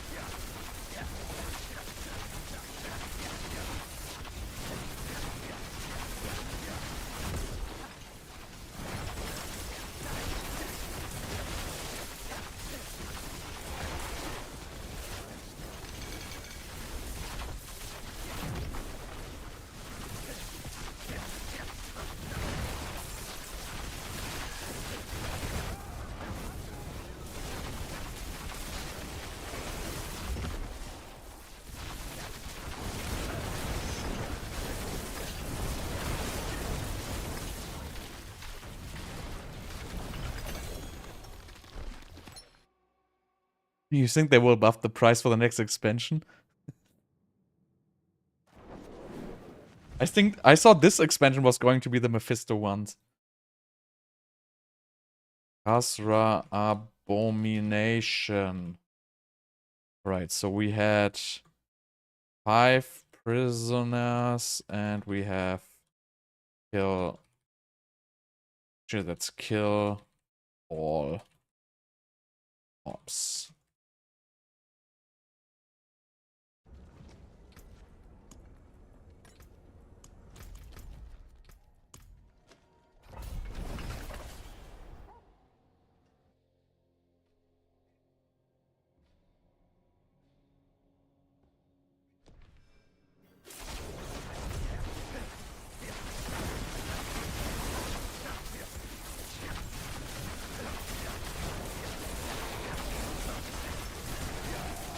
I don't know, I got a good feeling on this this dungeon here.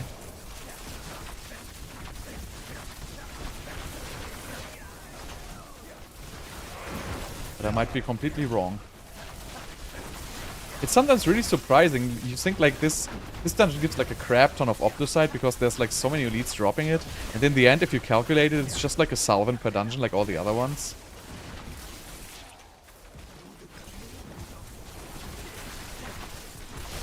Oh, there's 3 prisoners right on top of each other. I've never seen this.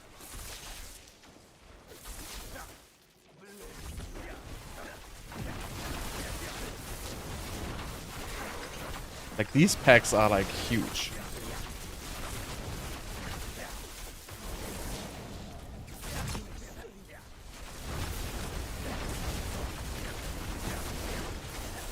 Oh god, I didn't pick up the key. Oh, yes, I did. Huh? Confused.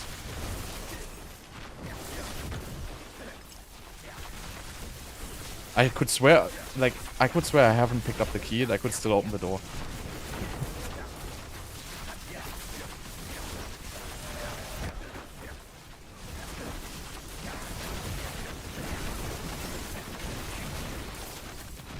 And also, if you pick up the loot, right, you get a lot of runes in Nightmare Dungeon. Which, you know, at the end, like at the beginning, if you have a good economy still, they are end of, like, they're worth quite a bit of gold if you trade them away. Oh, by the way, PoE is gonna have native trading, right? Maybe not in the early access though, but it's gonna have trading. And D4 is not gonna get trading. I don't think they're gonna ever give trading to D4, which is such a freaking huge mistake, but it's just not their primary audience. Alright, so how much do we have now? We have 30.1k. We took 640. Right, so it's also just a salvant. Like, you can see this is like fairly similar per dungeon, right? We are like almost at like at 1,000 for most of them, and some are a little bit lower right now.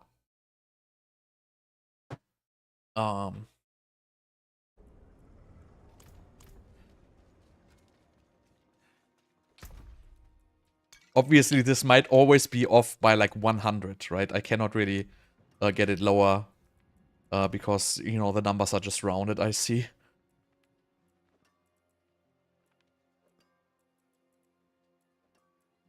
What is then?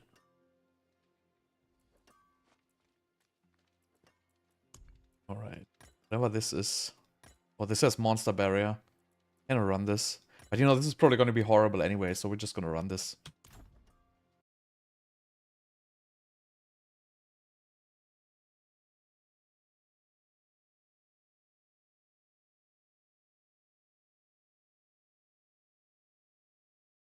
They probably just don't want it for... I don't even know what reason. I cannot even find a valid reason not to do it, honestly.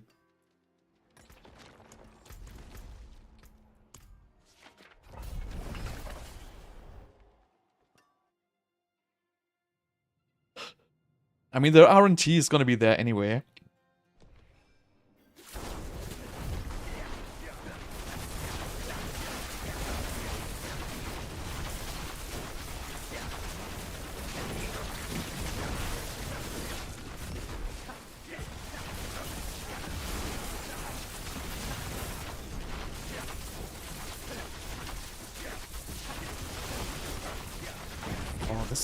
This layout sucks. Like the ways are so narrow.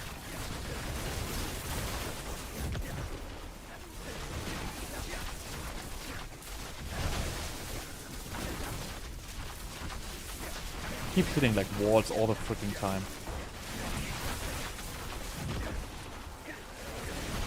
Wow, 3 bloodstones? Wow. This is gonna be ass. This is gonna be ass tier.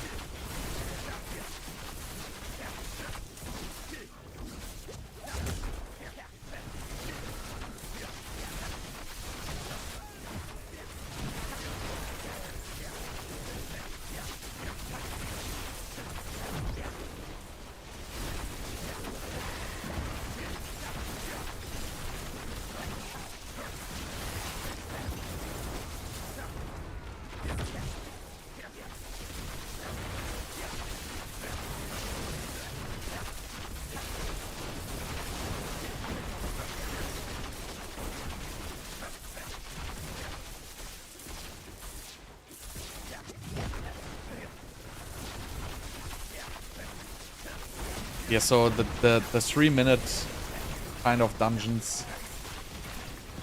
I mean, they reward more Obducite though for mobs, so you know you don't really. I'm not sure at this point how bad they are, but this just feels annoying to port through.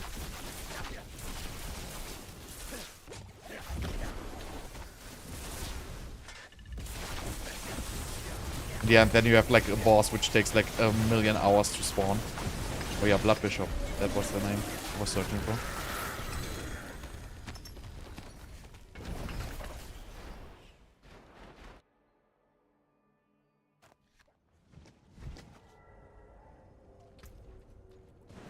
So wait, that was Blood Bishop. Blood Bishop. So we have 3 Bloodstone. And I guess it was killed 3. Might have been 2. Linear, I guess. Yeah, I guess it's... Nah, I would say no. Definitely not.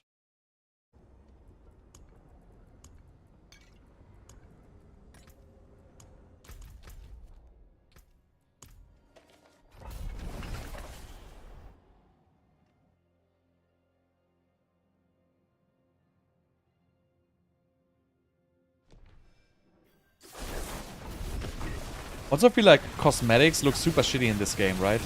So if you look at PoE cosmetics, right, they are freaking cool, right? You get like effects, like your character is orbited by like, you know, asteroids or whatever. Like you get, you know, ghosts spawning out of yourself once in a while. There's like such cool microtransactions in PoE. And in D4 it's really just random skin you don't even see because, you know, there's so many effects on the ground anyway.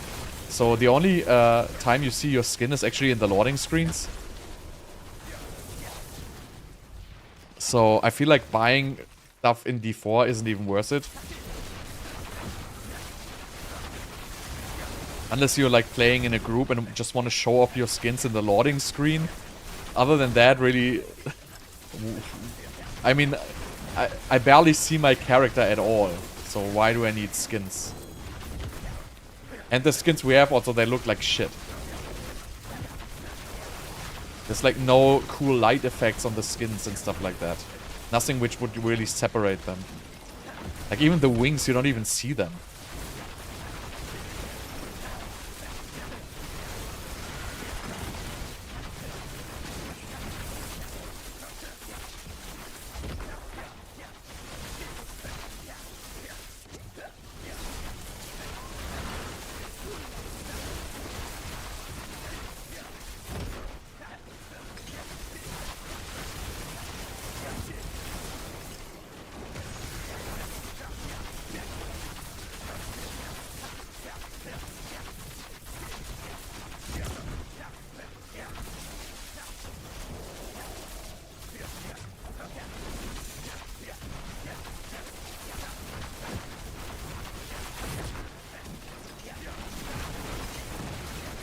Dungeon is horrible. The worst I've been playing so far, definitely.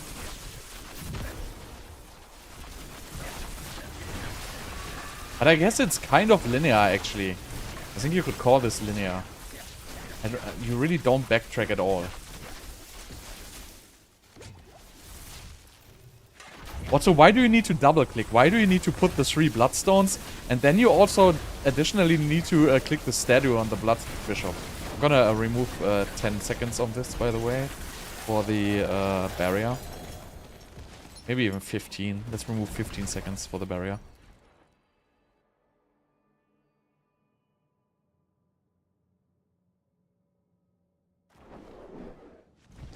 Alright. So we have 31.7k. Wow, that is absolute ass. Wow, that is so bad. 530.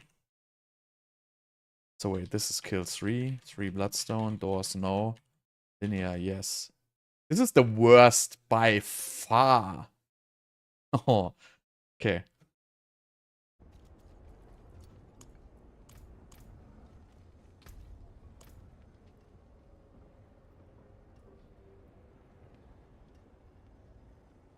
XP buff pod in a Nightmare Dungeon? I feel like in everyone. So you would have that up all the time because it holds like 40 minutes or something like that, right?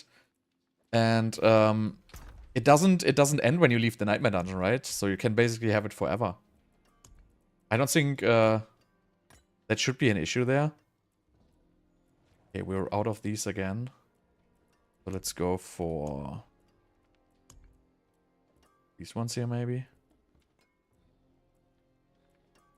Hive Nightmare.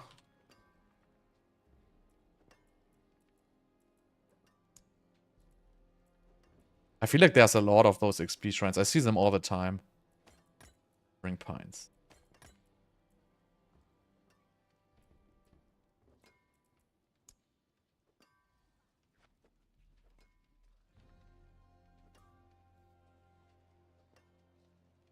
It stacks, you mean the time? But it doesn't stack like XP wise, right? The time just adds up. Yeah. And I think it's actually a pretty good buff, right? It's like 30% or whatever. I don't even remember what it is because I don't care at this point. Because it I mean, I don't look at XP at all, right? Because Nightmare Dungeons gives very little XP anyway. And mob killing in general gives very little XP, right? XP, the end objectives of the pit, for example, give the XP. And the XP buffs actually do not count for them. So we do Whispering Pines now. Whispering Pines in...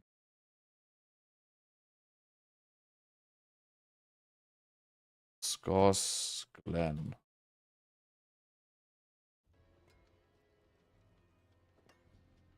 Well, I mean, it still gives, it gives you extra XP if you're running the pit, right?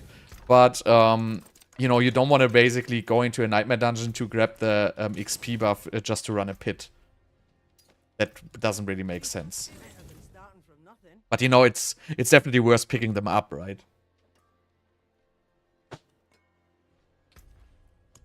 Wait, what was I gonna do? Whispering Pines.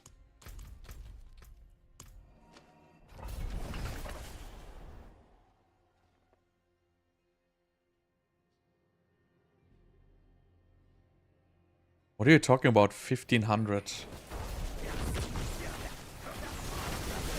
Really? I feel like I see them all the time. But I mean, I guess when you're farming the Nightmare Dungeons, you might as well pick it up, right? Because it takes like 0 time to pick it up. I just don't care about it at this point. It's just gonna reduce my runtime, basically. I mean, make it slower. I really don't care about Paragon's 300. I'm not gonna do that shit. So this is kill mobs too, right?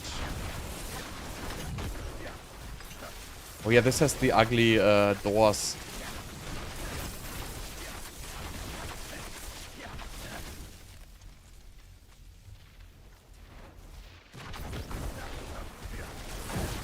I also don't understand why the XP bonus doesn't like count for everything.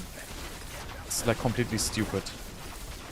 Like they go like, yeah, Mother's Blessing, we give you 50% more XP. Ah, by the way, it doesn't work on the end of a pit, which gives like 80% of the run.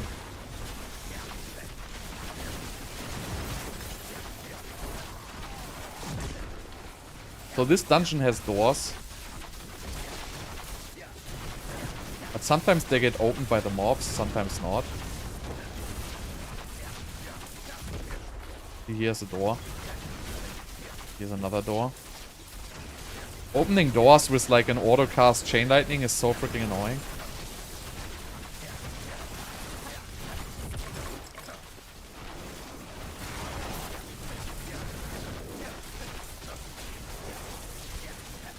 But the dungeon is still not really bad.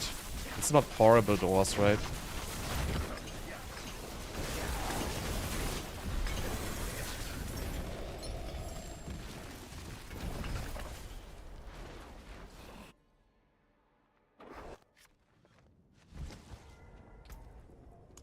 To the next one.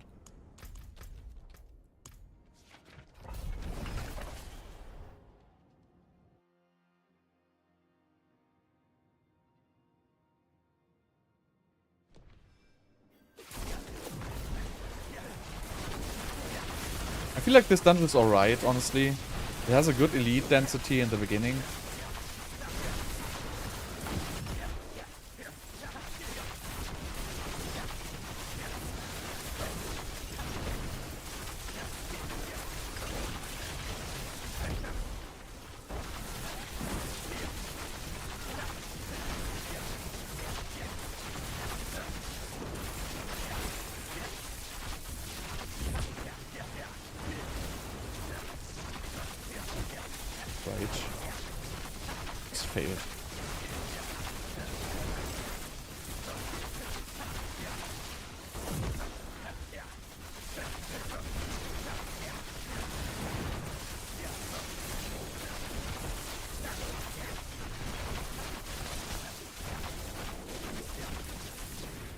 But this is probably also like somewhere in the middle. I haven't really found like a very good one yet. But I didn't run most of the list I already compiled with, you know, good dungeons.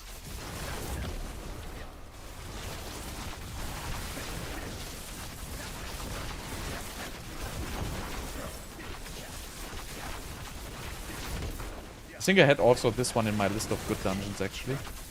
Oh, actually not that bad. I mean, yes, you have to click like 4 doors, 4 or 5 doors in this dungeon.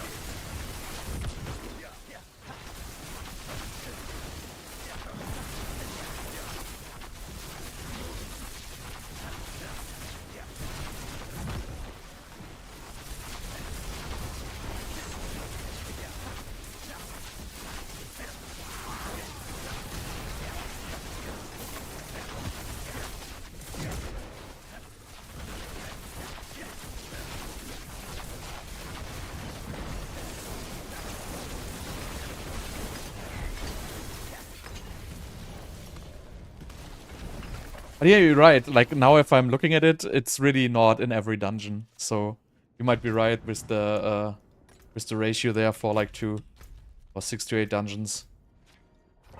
But you know, in the end, if you're running Nightmare Dungeons, you will have that XP buff up 100% of the time, right? So I guess in the early game it really matters, but also like in the early game, the lower pit tiers, like even if you're running like tier 30 pits, it just gives like so much more XP than Nightmare Dungeons.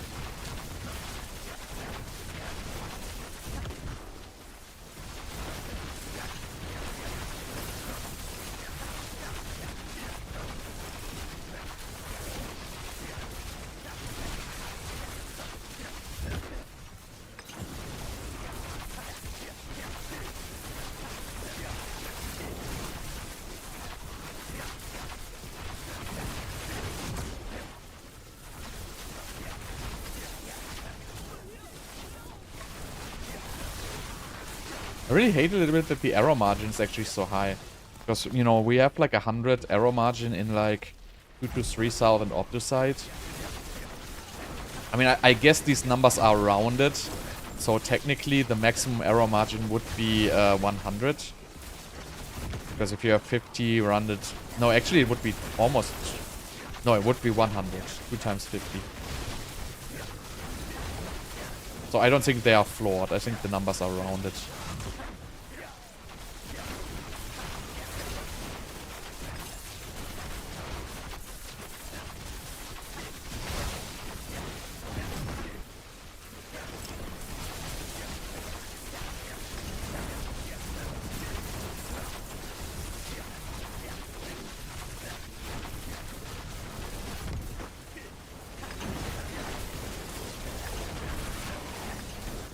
This was also not that bad. I mean, it's relatively fast, right? Like, all the 2-minute range dungeons right now have been fairly okay. So, let's see. We have 34k. So... And it was 650... It was kill 2, and then it was kill all mobs, doors, some linear, yes. 7-1, well, actually pretty bad. Spirit Caller of Frost. So this is very bad. Very bad, actually. I thought it was... So, see, I thought this was actually one of the better ones, but it turns out it's one of the worst. So... Really know what I expected there. So let's see, what else do we have? Oh, the Dopamine tunnels. Dopamine tunnels.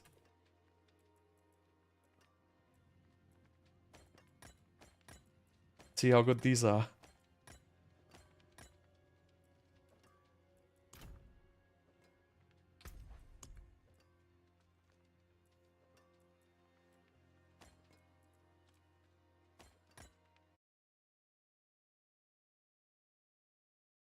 Dopamine tunnels, I think.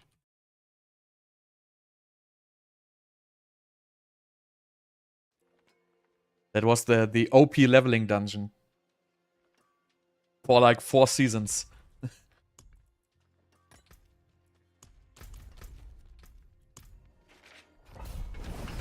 Let's see how that one performs.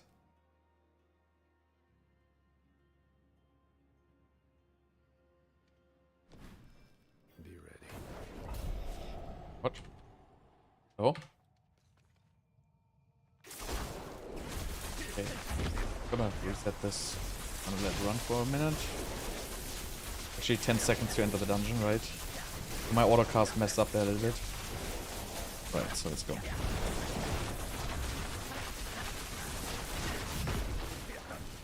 So it's 6 prisoners.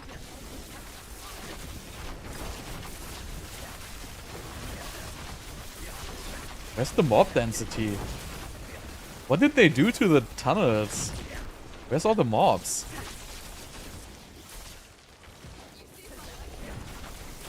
Wow, Blizzard is just the fun police.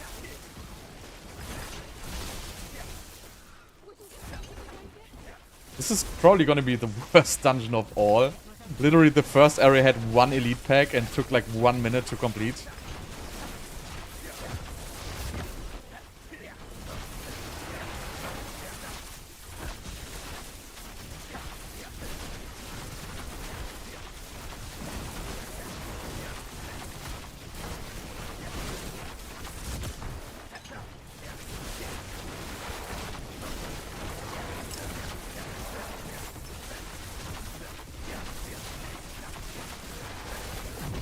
It's gonna be shit tier. Shit plus tier. Look at this layout. It's just absolute crap. Wow.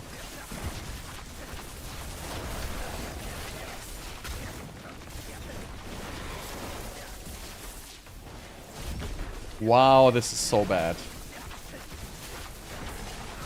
Even though it's relatively fast, this might not even be like 500. That being said, I just picked up another 60. But yeah, this is very, very bad.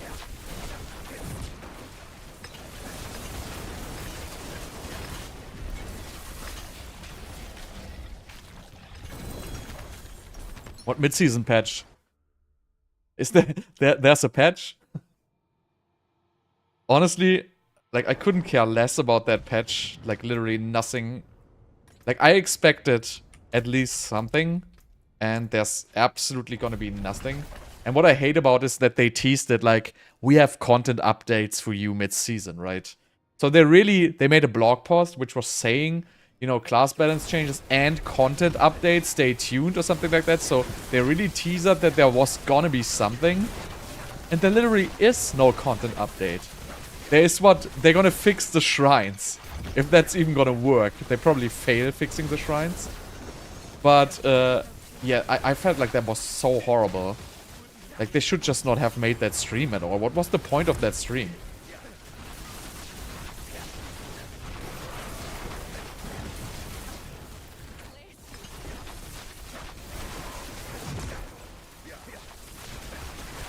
Here's a big speed shrine, by the way. Pick it up. Why can't I pick it up? Do I need to do something to pick this XP shrine up? Or do I already have it?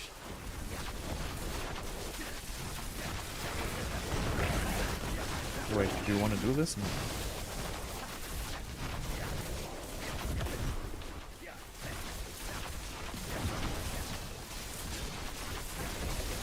Yeah, exactly. So they will have a campfire next week to announce the PTR.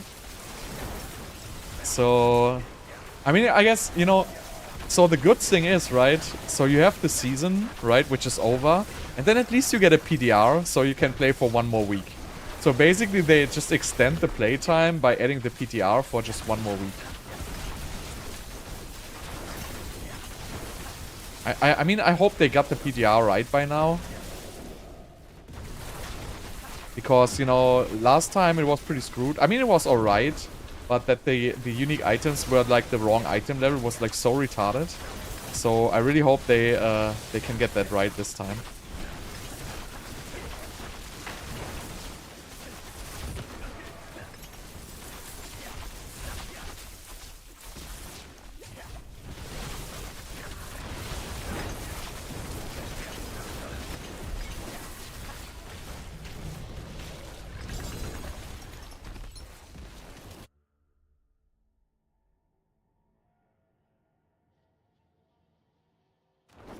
I think they said today, but, you know, at this point we're still waiting for them, right?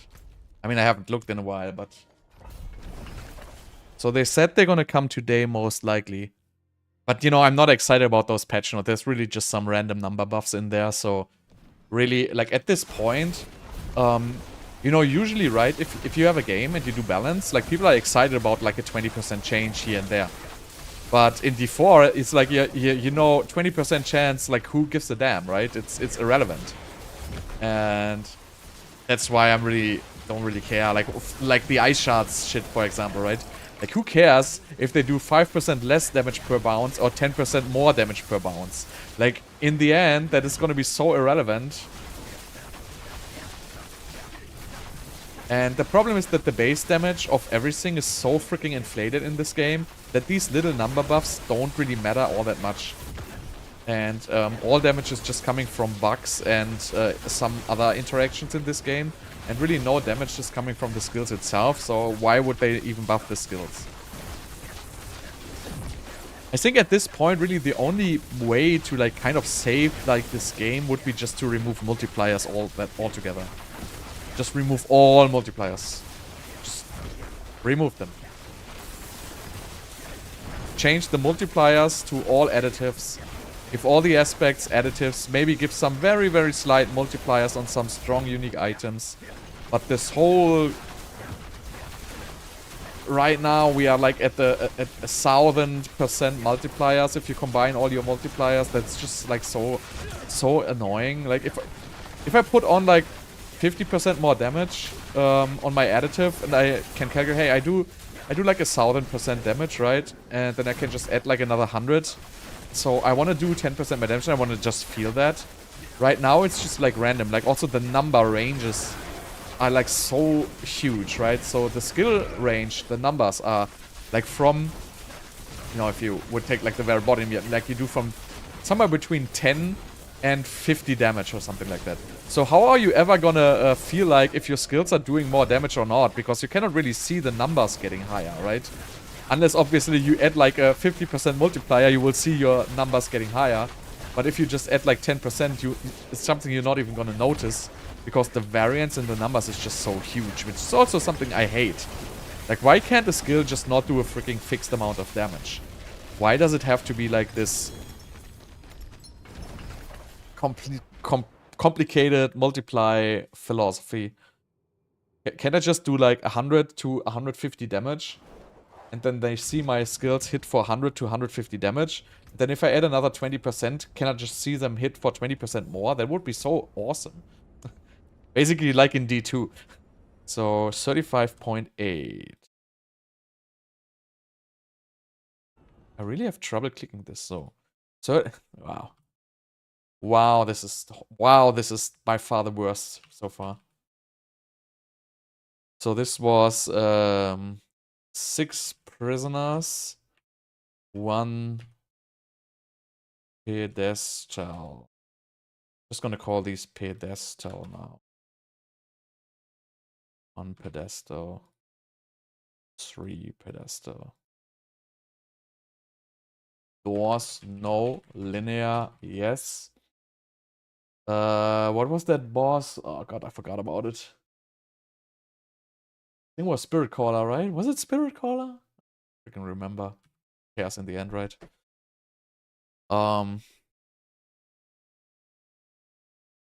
Wow, okay. So this was the worst so far, by far, actually.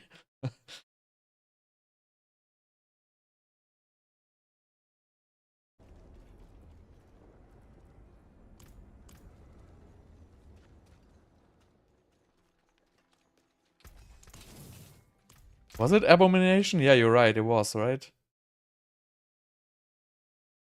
Thanks.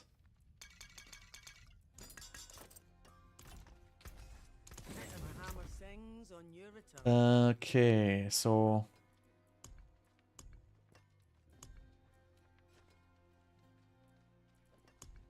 what else do we have?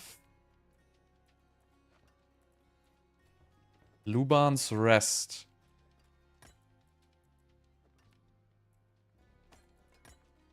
Luban's Rest. No barrier, no barrier, no barrier. Wonderful.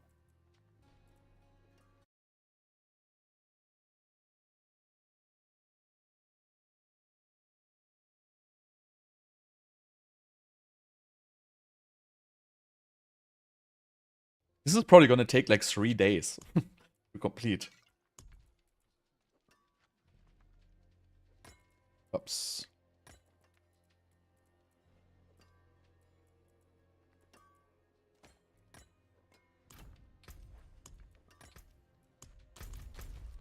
I also hate like this right click move into stash so much. Because, you know, I right click it because I want to use it, but it goes into the stash. It's just the freaking worst setting. Like, why not shift click it to go into stash? Like PoE does. Shift click it to stash. Right click it to use it. Why? It is just so horribly annoying. Right. I think this is okay, by the way.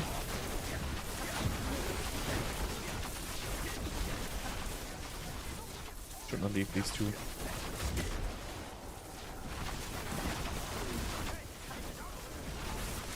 No elite so far. There we go.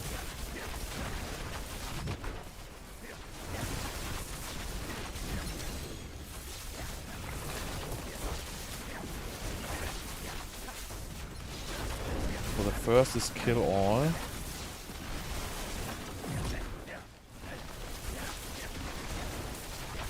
Destroy the statue 3. I like destroying. Destroying is a good objective.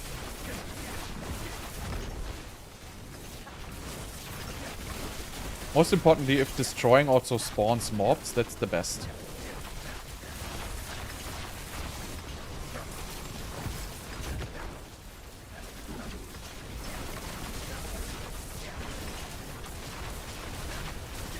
This is pretty good so far. I like this.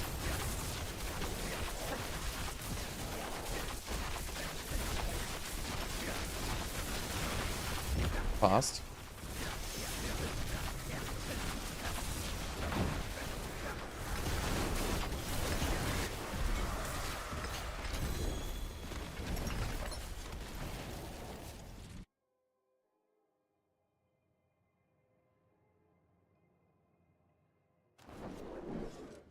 So this was kill all,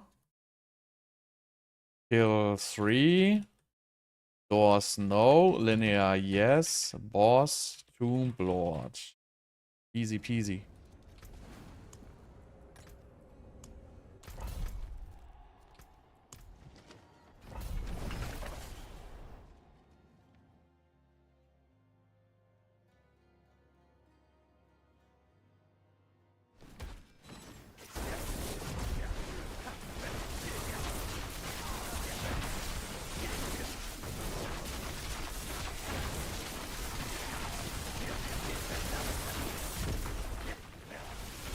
I honestly feel like Nightmare Dungeons are the most fun content right now.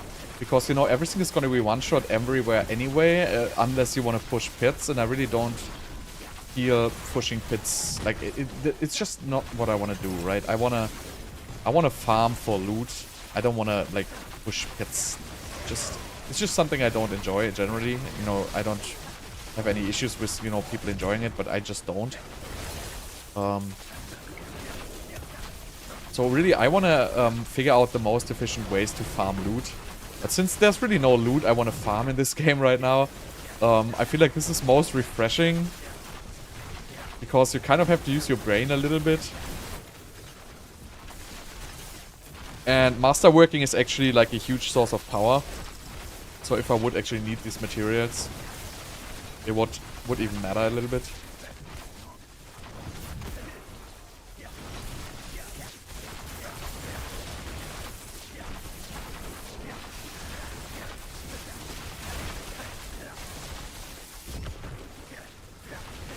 Okay, I'm gonna switch this from linear to semi.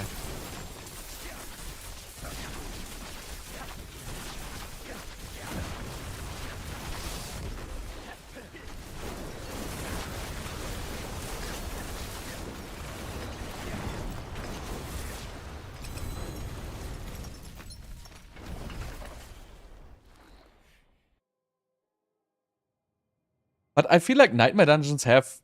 I mean, even though, you know, I know they are, like, mostly unliked, I feel like Nightmare Dungeons are actually right now the kind of content which has the most potential in this game.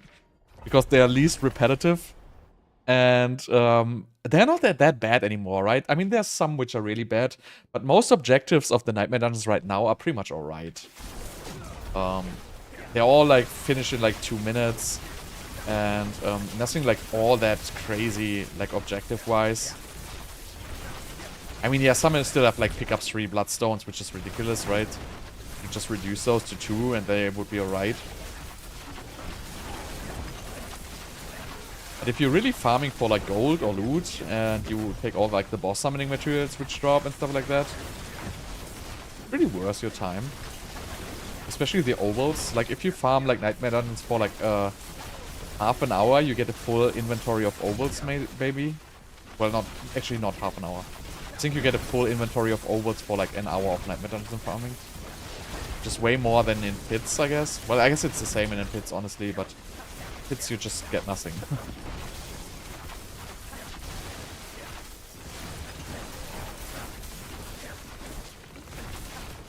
If they just fix their goddamn loot drop problem, the loot just has to drop faster. That's one thing they should really freaking fix.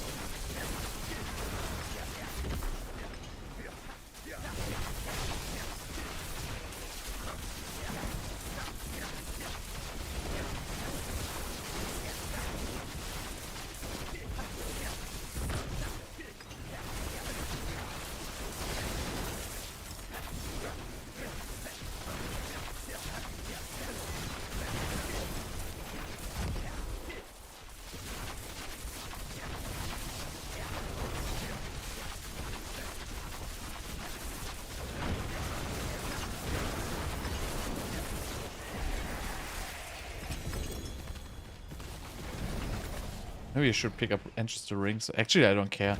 No, no. Okay, so my orbits are full again. And I don't know. I think I have been running for roughly an hour now. I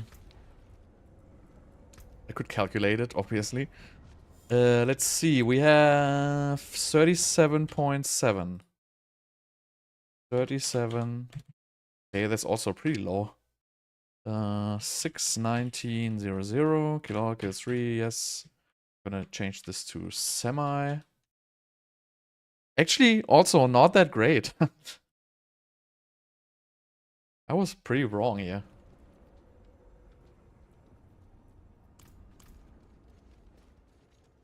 Yeah, have a wee gamble. Well, shame that. Not a bad pull, that. Maybe at this point I should just gamble amulets to get it done faster. Sounds like a good plan, right? Hello, Shell. Look at this GA Banished Lord. Yeah, not Banished Lords, the other one. GA Asadoras. Look at all this junk.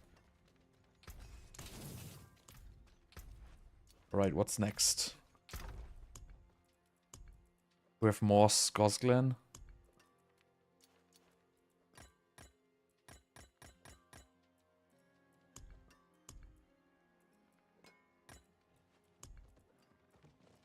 Do we have? I have 3 of these. Marina's Refugee.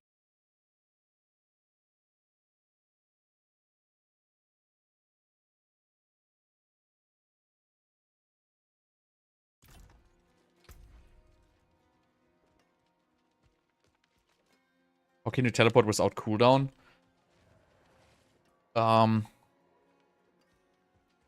Basically you reduce your, so you play teleport enchantment and then you play Flickersteps.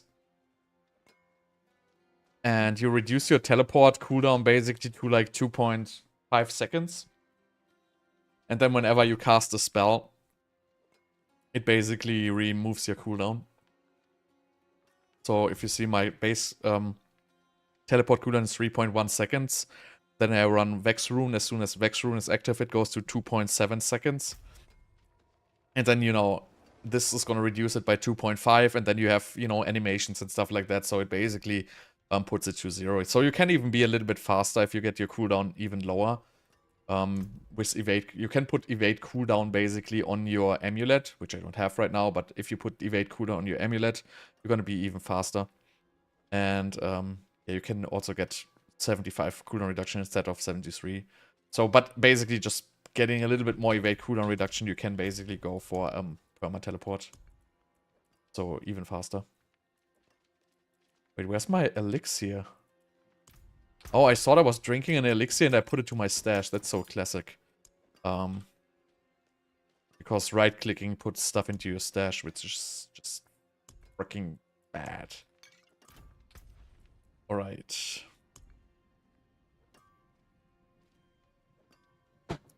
Let's go. Elixir.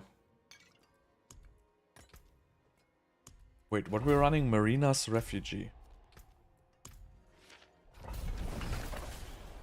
You're welcome, bro.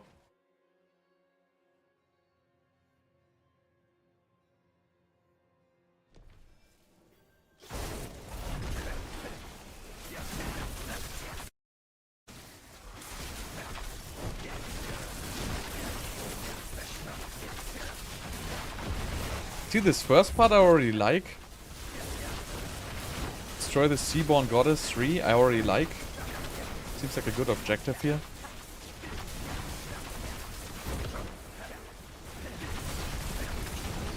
But I think the second part of this has doors, if I remember it correctly.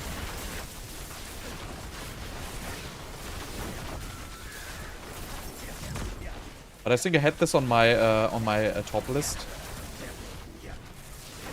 So my feeling was this is a good dungeon.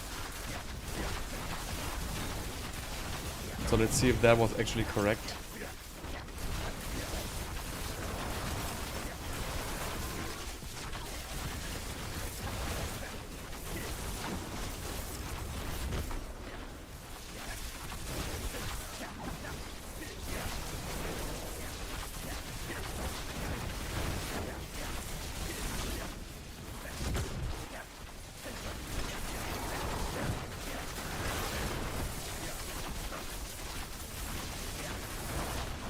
What? Where's the last whatever? Oh yeah. Every time I play this goddamn dungeon, it's the same layout every single time. And I never get this. This is like so well hidden.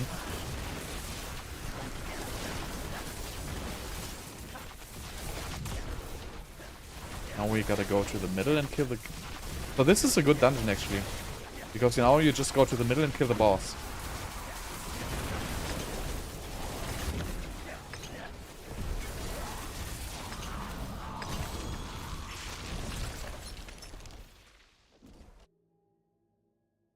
No, I don't open them because I want to have comparable results. And the thing is with Resplendent chests, it's random. So first of all, sometimes they drop 100, sometimes they don't. And so I'm not opening them because I want to have a value here. So if you would be running these to make materials, you would open them, obviously. Because it really just takes one click and rewards you with 100 in roughly like 50% of the time, right? I'm just really not opening them for comparability here.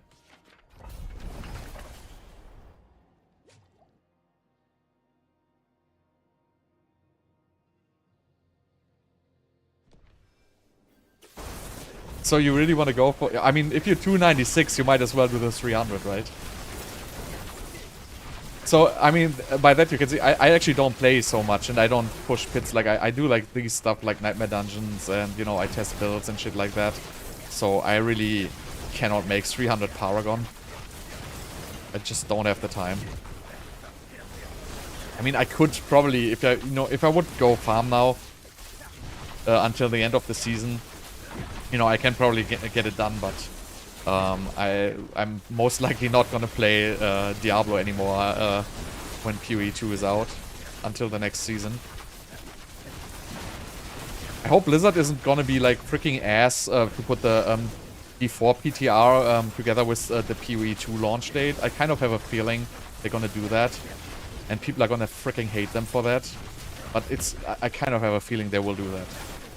Because they already announced kind of, you know, PTR stream next week, and then, you know, maybe another week. I mean, I don't know. I think there's a possibility they do that. And then I feel like people should just give them the freaking cold shoulder and just not use the PTR.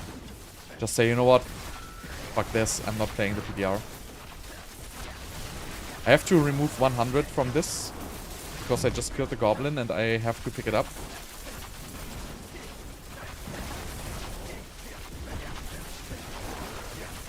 Oh wait, I have to go to the chamber already.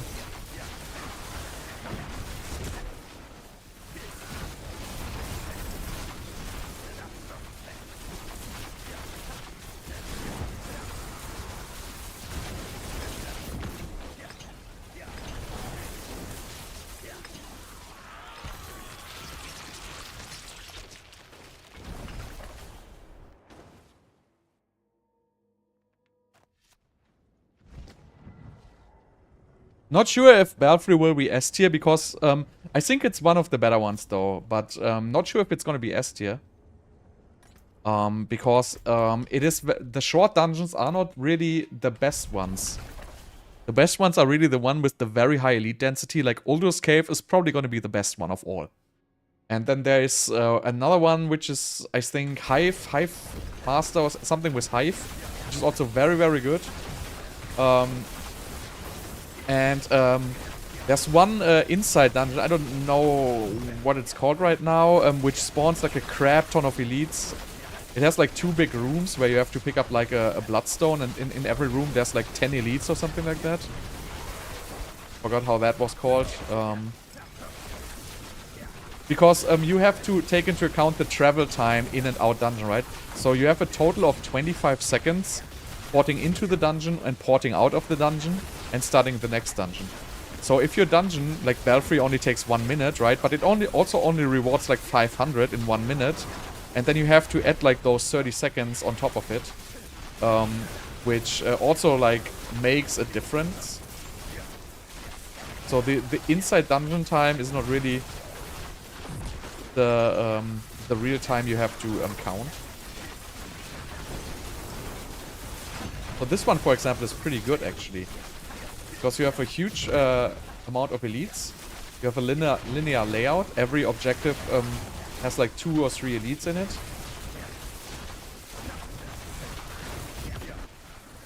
But we will see when we get to Battle how good it's gonna be. Like this dungeon, for example, like it spawns like these extra elites all the time, right?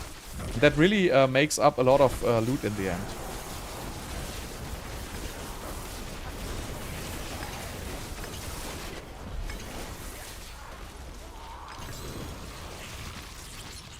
But how is this girl called? I forgot it's Sea Witch or something like that.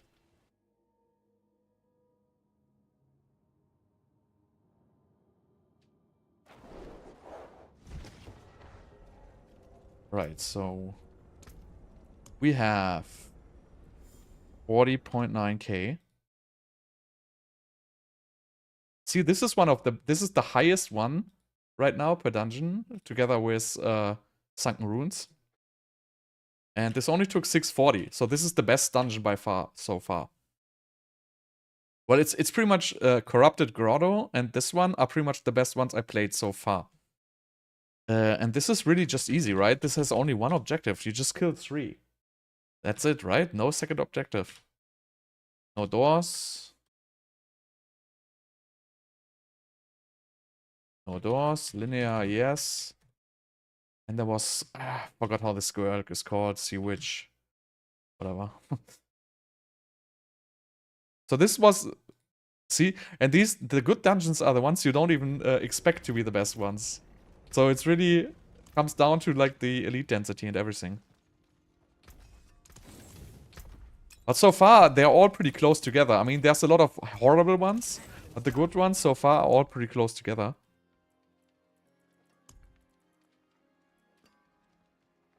Sunken Ruins. Drone Seag, yeah, you're right. That's her name.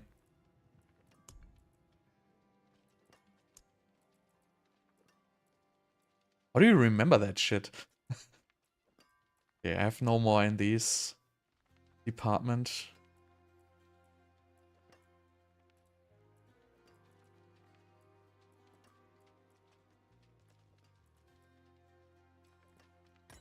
So let's go to the next one here.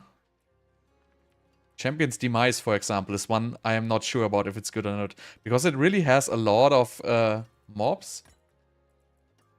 But it also takes a good amount of time. Oh, Seaside Descent, I have 3, by the way.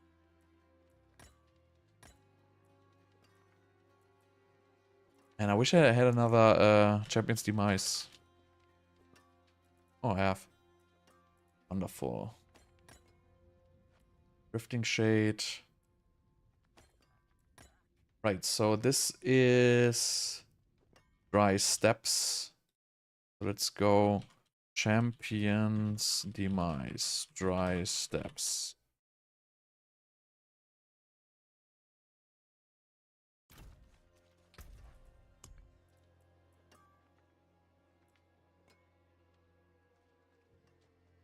Oh yeah, let's correct the drone C hack. Round C hack. So Champion's Demise it is.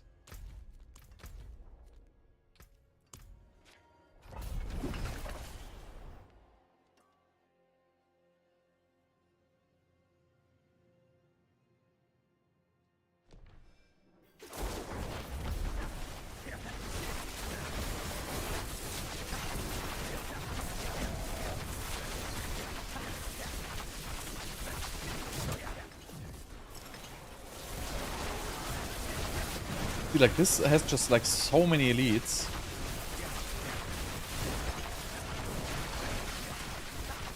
And this can also have like a juicy event. Like there's one event when you actually spawn it, it spawns like 8 elites and then you can just leave it. And also on the back tracking, basically you can just go where the monsters are, right? So you don't have to... I mean, you have to do a little bit of backtracking, but it's actually not that bad. But it's also, it's like a plus 3 minutes dungeon, right?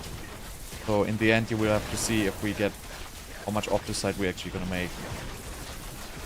Because this would have to make like 1,300 or something like that, I would say, per run if it's gonna be worth it.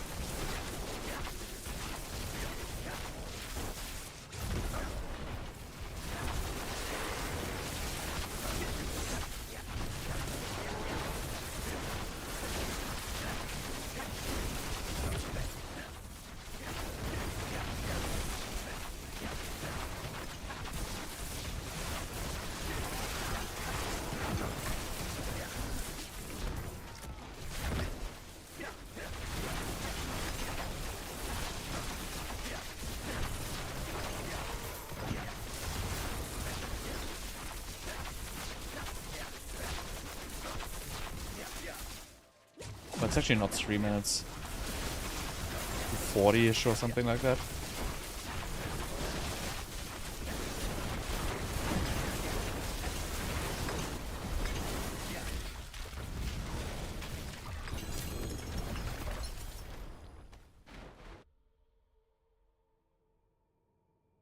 Yeah, Dopamine was the worst one I played so far.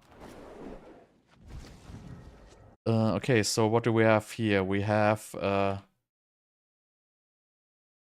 3 pedestal. We have no second objective.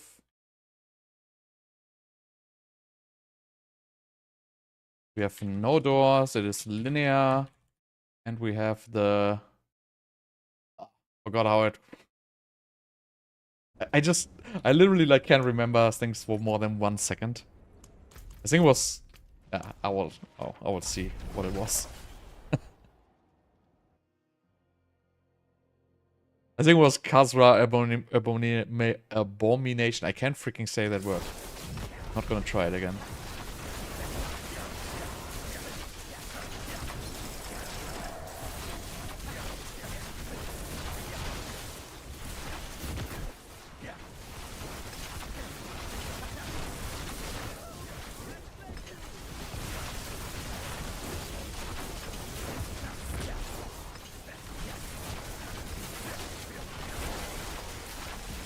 XP shrine.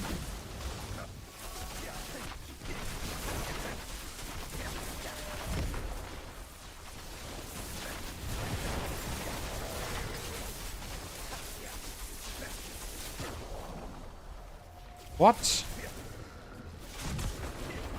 That was so ass. Drifting Shade is the worst.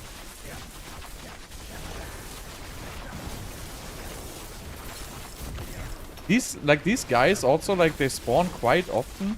I don't really know what cause it is. It was like the ambush with the vampiric stuff.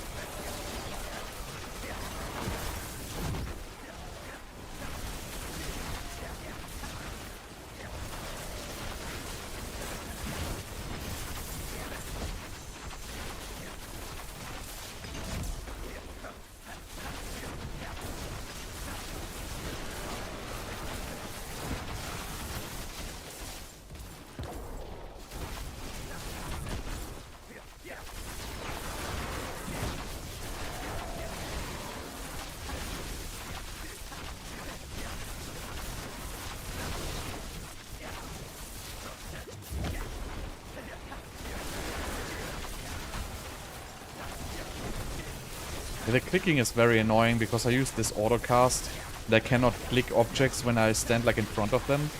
So I always have to like move away a little bit from the objects before I click them. And I feel like, you know, this is also like so annoying. You should just auto pick up these objects, right? It shouldn't be required to like click them and pick them up. It's just so inconvenient. And you cannot even use a button. Like if there would be like an interact button you can use, but you cannot use a button to pick it up. Like usually you can just press E or F or something like that to interact, but it doesn't work in this game. You have to mouse click it. It's like so weird. Even if you bind like a separate interact button, it doesn't work. You have to mouse click them.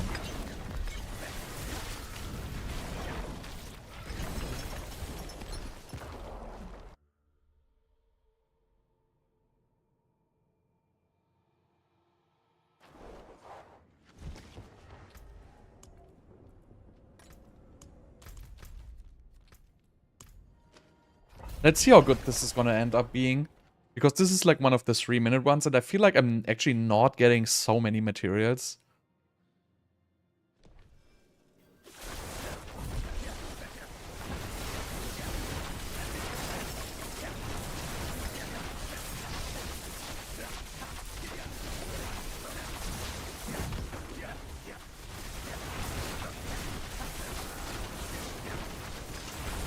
But you also feel like sometimes your pet just picks a lot of stuff up you don't notice. Sometimes it doesn't though.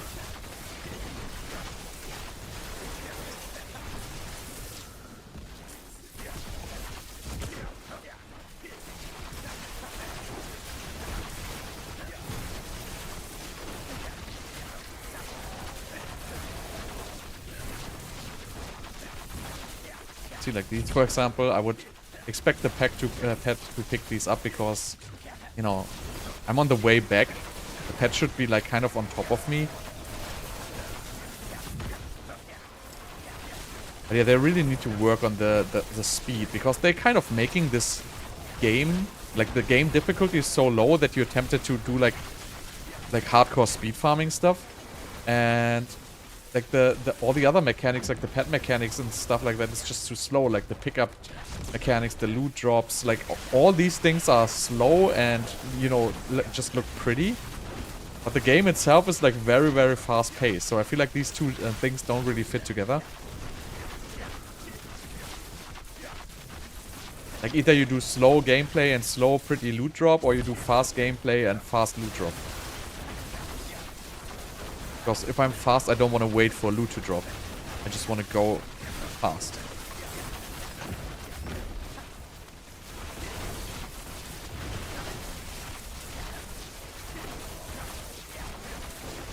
See, like this event. Sometimes you get these and they are very, very juicy, as you can see. That's like, I don't know, 8 elites, and then you just leave the event, right? You don't play it, you just leave it. But there's some of those which have like an initial group of like 6 elites.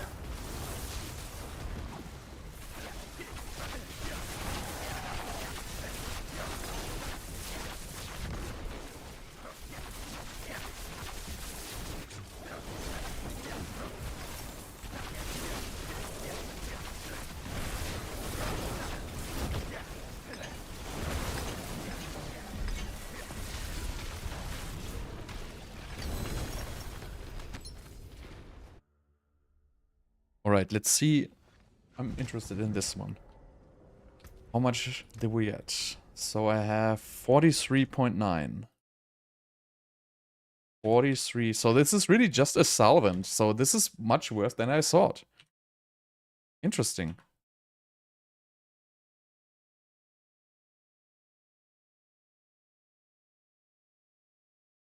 I was really thinking this would be much better.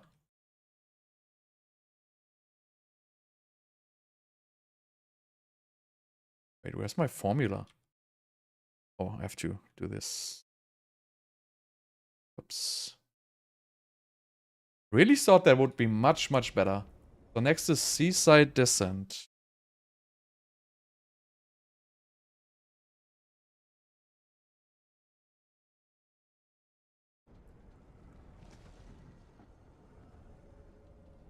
Kind of surprised. But I'm also kind of surprised they're all very close together right now. I really expected there to be much more of a difference in between the dungeons. So far, pretty much every dungeon gives me like 1,000 roughly. There's some which are in like the 600 range, but most really... I forgot to set the timer. Most really just give like 1,000.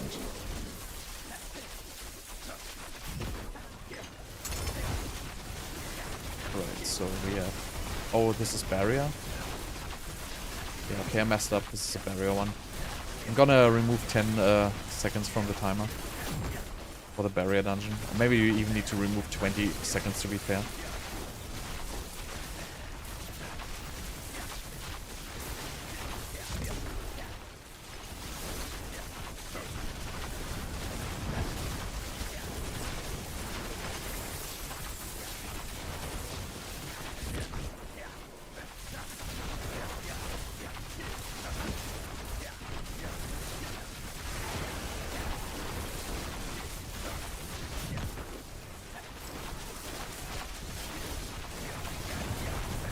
Okay, the whatevers. Say 2.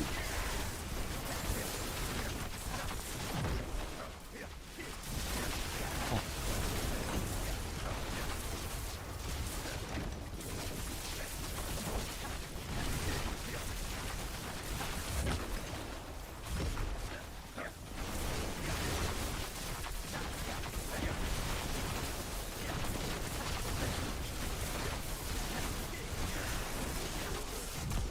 Oh, this took forever for this guy to spawn. But it's a 45 Obducite drop, so it's worth waiting for it.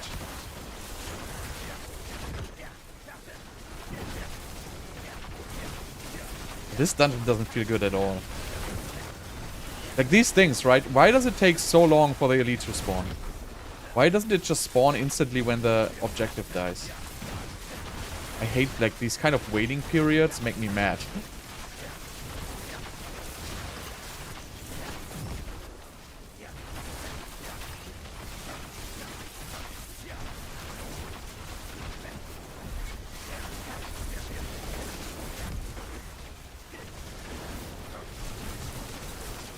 Okay, so I'm basically gonna remove at least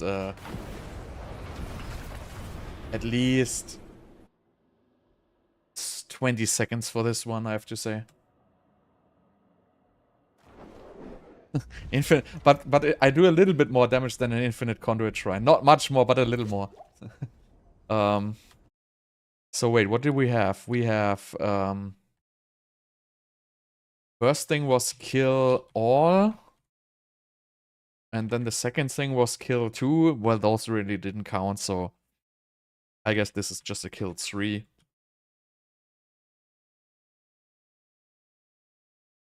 So yeah, I'm gonna take other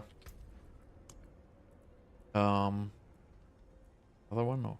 I'm gonna take 2 times 10 seconds off, so I'm just gonna port into the dungeon and then start the timer. I guess that's fair.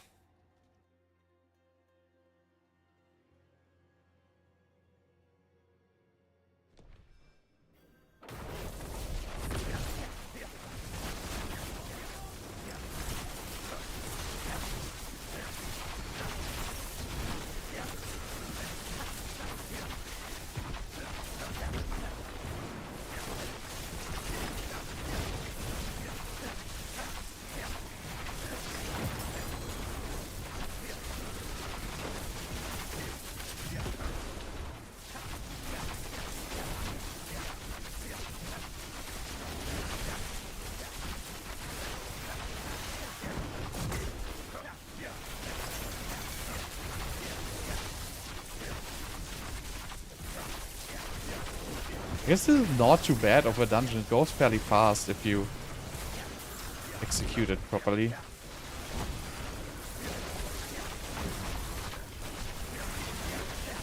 Because this is really just running through the room with the 2 skeletons, so that's not really an objective at all. But you have to click this goddamn thing. And now it's just kill 3 basically.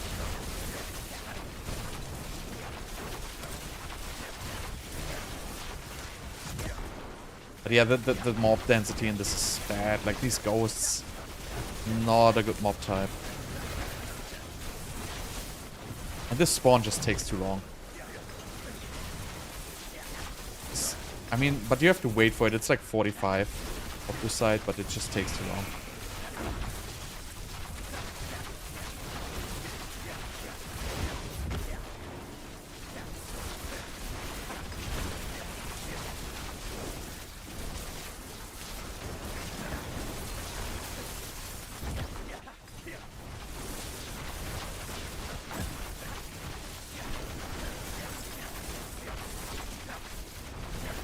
See, like these ambushes you always get in these dungeons, and they reward a good amount of boss summoning materials.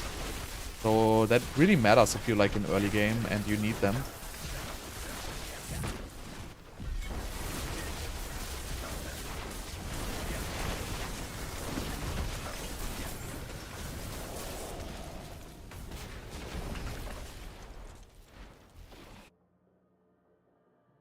Yeah, so you don't do pit tier 150 in 3 minutes and 90 seconds.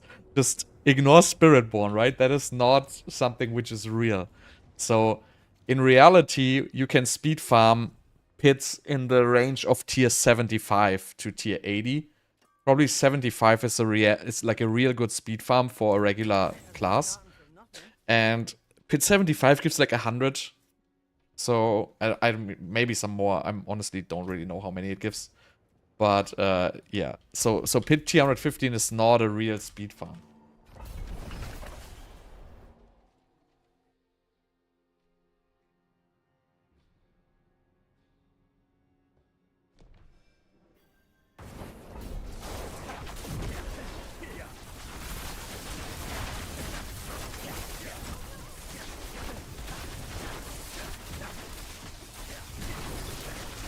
I guess in reality, like speed farming pits will be good to get like your first, you know, get to like Paragon 250. Like everything on top of 250 is just a waste of your time. I mean, you can do it obviously if you have too much time. But you know, I would certainly not do that again. Like I would just go play Path of Exile instead of like farming Paragon. Like for what reason? What power spike you're gonna get out of your character? Like if you're at a point where after 20 hours into a Diablo season, right, you are at the power level where you can maybe add like another 20 or 30 or maybe even 50% to it by like a huge time investment, that's just ass, right? After 20 hours, you should be at like 10% of your power maybe. Or maybe like even 5%. After 20 hours, there should be so much left to do. And really in D4, after 20 hours, there's really just min-maxing at that point. And that min-maxing phase that begins like way too early.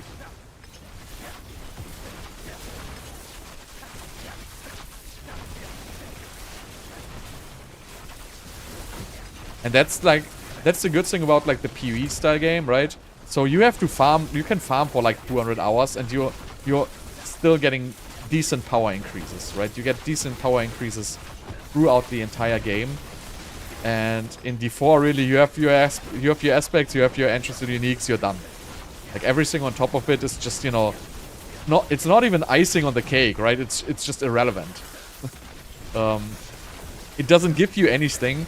Yeah, you might be able to clear one or two extra pit tiers, but that's going to be it. And since there's no pit leaderboard or anything, and pit really gives no rewards whatsoever, I feel like I have absolutely no motivation in min-maxing characters. I don't even do masterworking to 3 out of 3. I have never done it since the very beginning. I would never targeted masterworking 3 out of 3 crits. Will never do it. It's just way too tedious for me. And the power gain is just so irrelevant. I know it matters for like Spiritborn, so you can some certain like thresholds and stuff like that, but you know. For me, it's just not a thing. It's just too annoying. I don't like it. 46.5.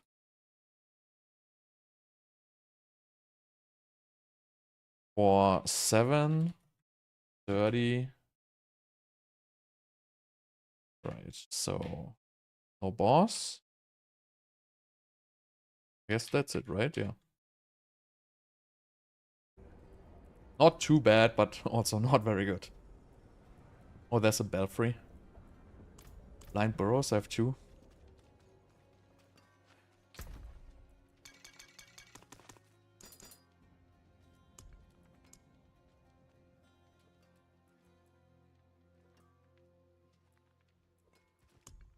Blind burrows.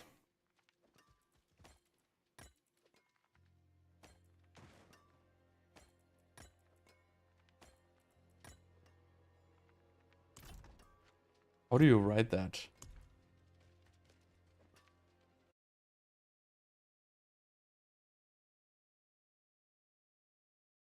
Blind burrows.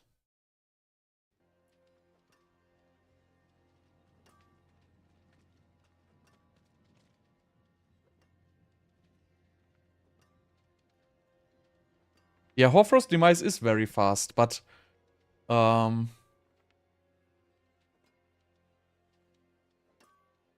don't. It doesn't necessarily make it good.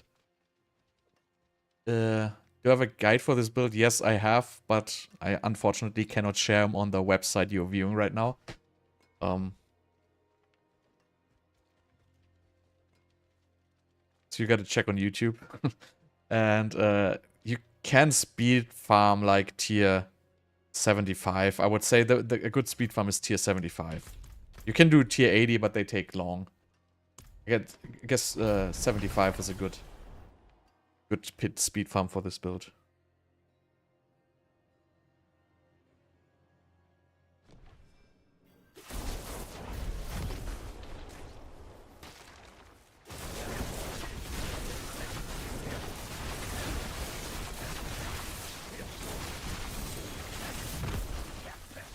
I mean, I know the end reward of a Nightmare Dungeon is 250. So if you compare that, that is like 15 Elites packs worth. So I guess it's really a good mix, right? So the dungeon cannot take too long to be good. If it takes forever, it's not going to be good. But if it's very short and just, you know, giving you like a couple of Elite packs, you know, it might be good, but you're not going to have like so many of those sigils, right? So you cannot run endless Hoarfrost Demises. You're just not going to have them.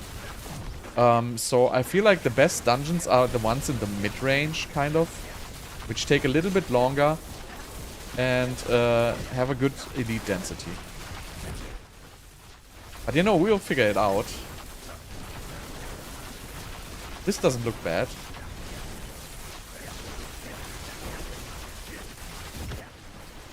I think I missed some objective here. Probably. Wait, what did I miss? Probably that one, right? Or the one in the middle, we will see.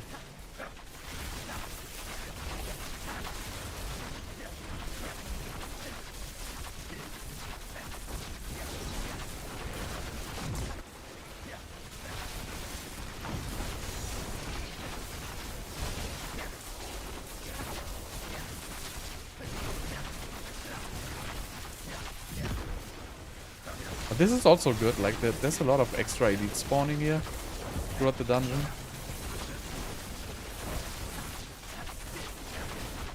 Doesn't look so bad if I didn't... I mean, I screwed it up a little bit, but...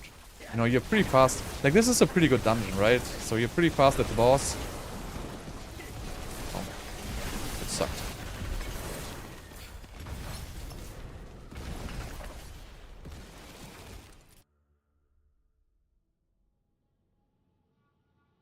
Yeah, we'll probably be like 100 hours of pit spamming with a regular character. So wait, we had blind burrows, so we just do kill 3. That was it, right? Kill 3 and kill boss. Yep. Doors, no. Linear, yes. Blood Mother. What's that? Blood Mother? I don't even know what that thing is called. Which? Elixir. That one looked pretty good, actually. Could have been a little bit faster. Chain Lightning, Lightning Spear Hybrid is best for speed. Fireball is not good for speed, because in like 70% of the dungeon the build is gonna suck ass. So, definitely Chain Lightning, Lightning Spear Hybrid is best for speed. If you really wanna skip the Chain Lightning, that's more for like higher speed, I would say. If you wanna like get for, you know, tier 80 plus speed, probably pure Lightning Spear is gonna be better. But where Chain Lightnings can actually kill mobs, like this Nightmare Dungeon or like, you know, tier 70-ish pits, the Chain Lightning really gives you a lot of extra clear speed. Because Lightning Spear really can only hit once every 0.25 seconds. Yeah, Mercy's Reach, exactly. That's the 2 elite rooms. That might be a pretty good one.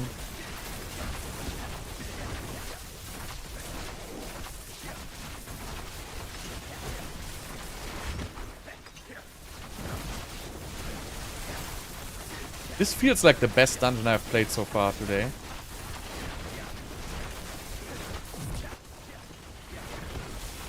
It's like very, very high mob density.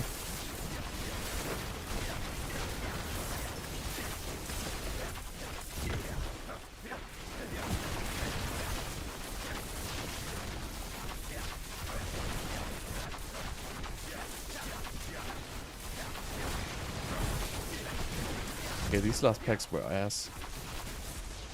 It's a little bit hard to find the way here if you don't know what you're doing.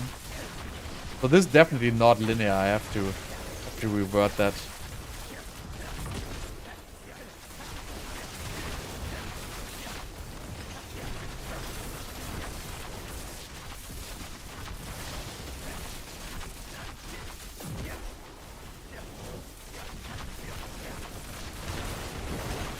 I'm gonna make my decision after the third one if I call this linear or not.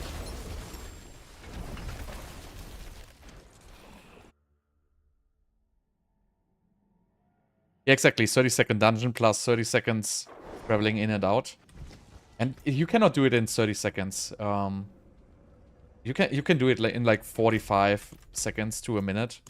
30 seconds is... I mean, it's not that fast. We will see when I get to that, but I mean, at least I cannot do it in 30 seconds.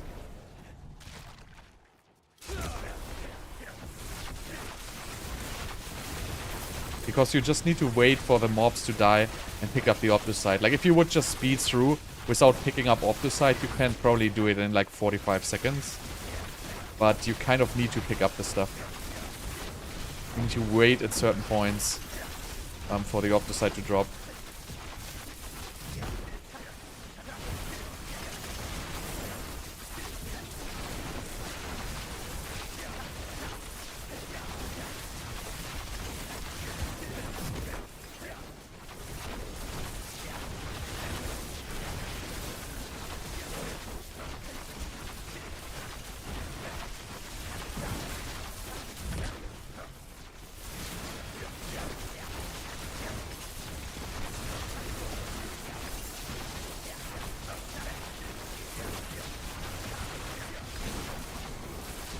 Yeah, this is really good.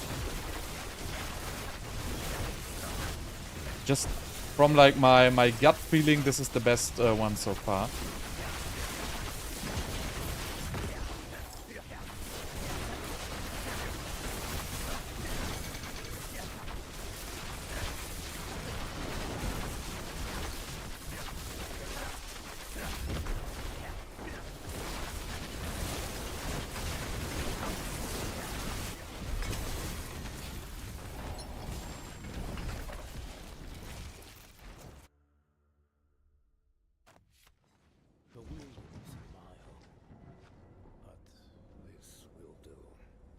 Okay.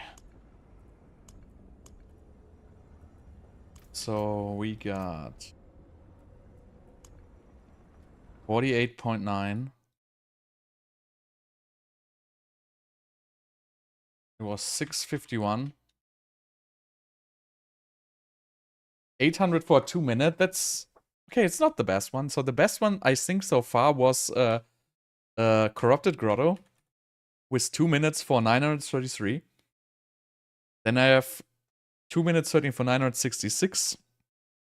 Forsaken Quarry. Oh, this might be the best one, right? Marina's Refugee, 1066 for 2 minutes 13. So this was okay, but it was not that good. It's definitely not in the top tier.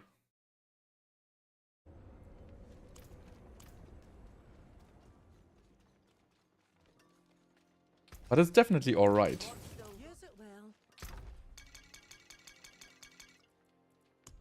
Alright, what else do we have?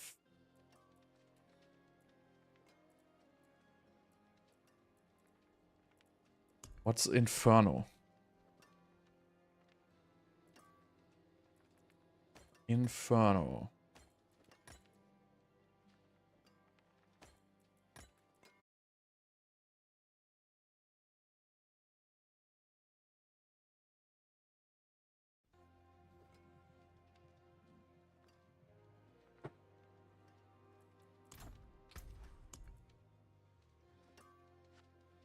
Right.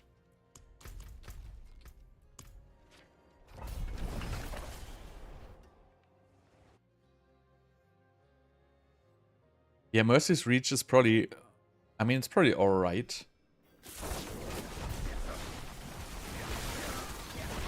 I still didn't touch the... So the best one are definitely going to be Oldur's Cave and the other one, what is it called? Maybe Hoarfrost Demise, but the ones with the...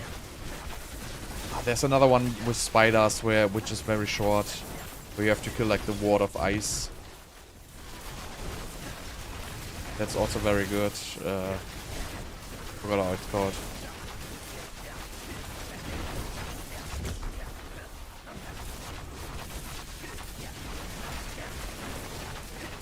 Sirocco caverns. You don't really leave so much behind, honestly, if you like kind of focus on it. Because for the elite packs, you kind of, you know, stay and loot. And the pet picks up more than you might think, so I don't think you leave like a major amount behind. It always depends a little bit on the dungeon layout. But I guess mostly you don't really lose so much if you don't play like super sloppy. If you play sloppy, if you just go too fast and don't wait for the elites to die and pick up the loot, then you will lose a lot. So you kind of get a feeling when you have to wait for elites to drop their loot. You definitely cannot just mindlessly speed through and expect to pick up everything. That's not gonna work.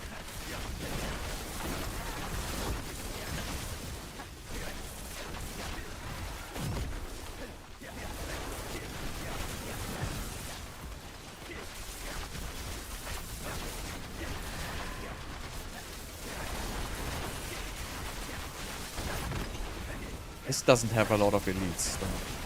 So really, like, the elite density in the mobs in the maps is kind of scripted. This, for example, has very, very bad density. But you know, it doesn't like take that long actually. But this is not a very good dungeon, I can already tell you.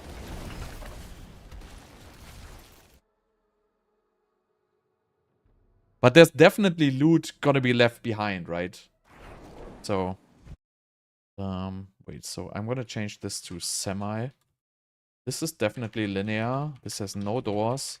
This has Scourge of the Land. And this has... Objective 1 is... what was it? Animus. And objective 2 was... 1 pedestal. Easy.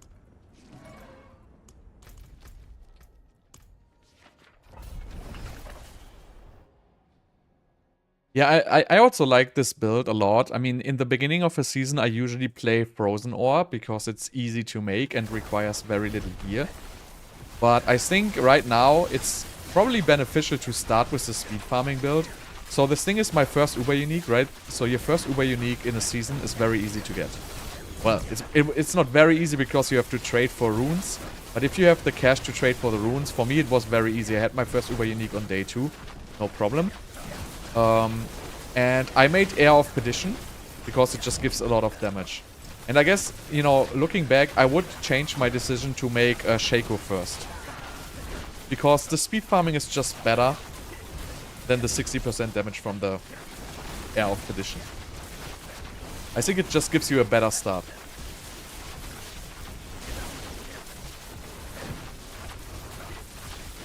I've never used the Wolf rune.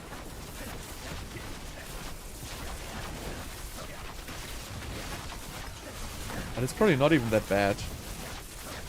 It's basically permanent freeze, right? They don't do damage or anything, but it basically auto freezes everything, right?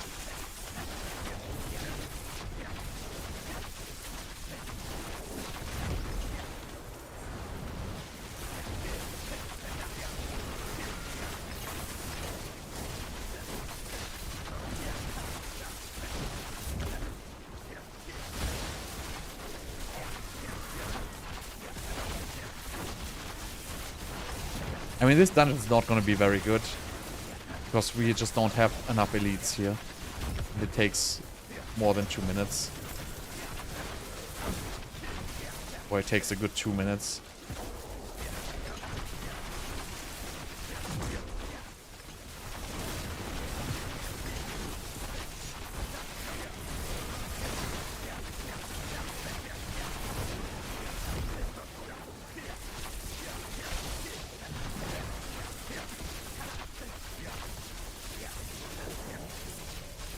Ah, I hate this.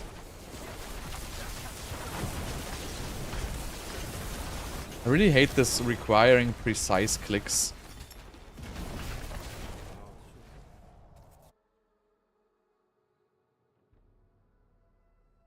I mean, this was relatively fast, right? It was already the third one, correct? Yes. No, it was not. Wait, am I stupid? How much do I have? 50.4 and I had... Okay, there's no way I did 3.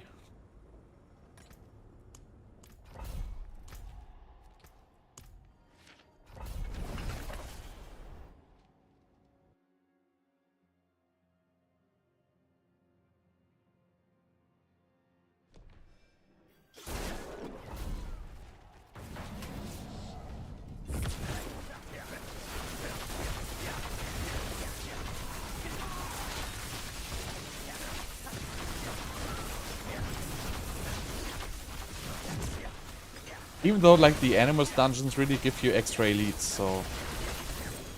They only drop 15, I feel like they should drop 45. Because the scripted super elites just drop 15 Obducite and the real super elites drop 45 Obducite.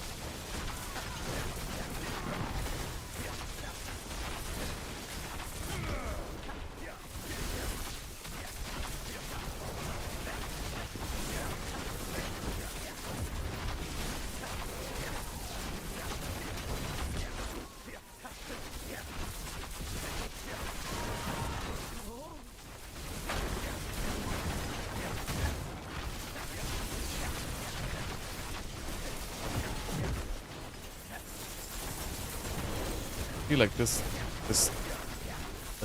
pretty drop animation just took like 5 seconds or so to just drop the goddamn loot. It's just, I'm so over that.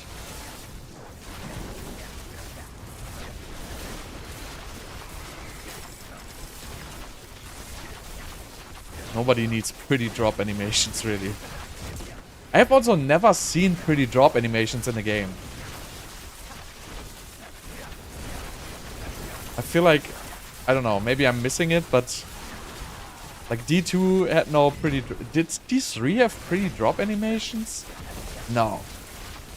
I feel like D3 also dropped instantly.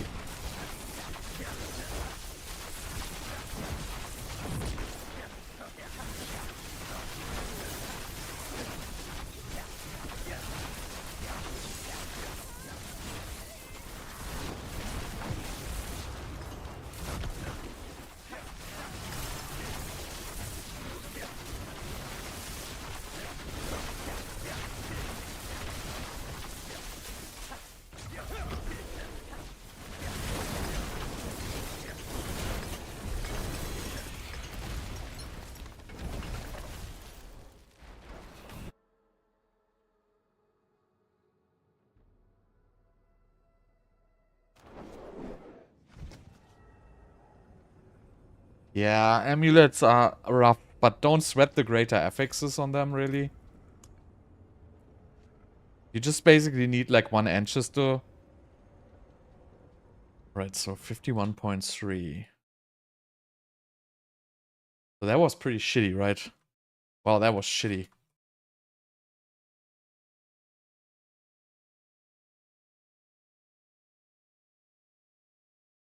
$800 for a 38-minute run.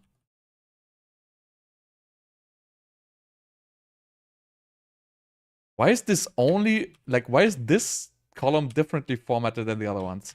It's freaking annoying. Okay. Let's see what else do we have.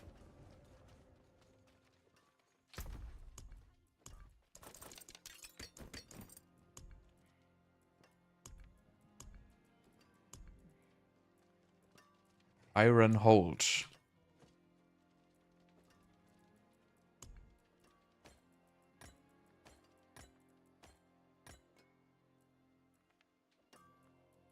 Iron hold.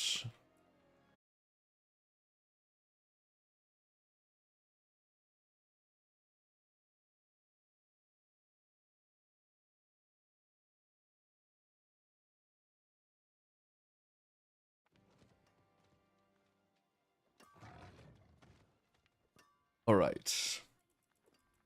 Let's go for Iron hold.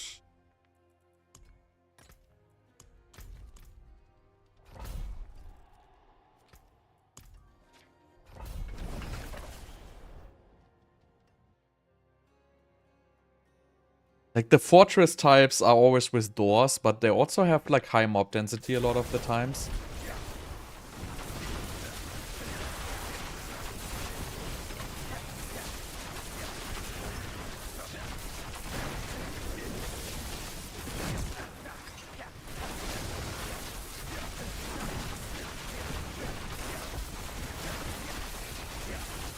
This doesn't look so good so far.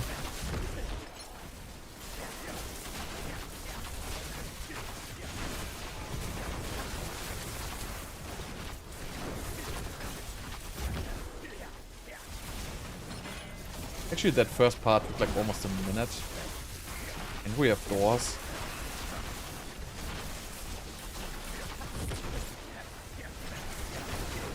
And these ghost type mobs, really not so great.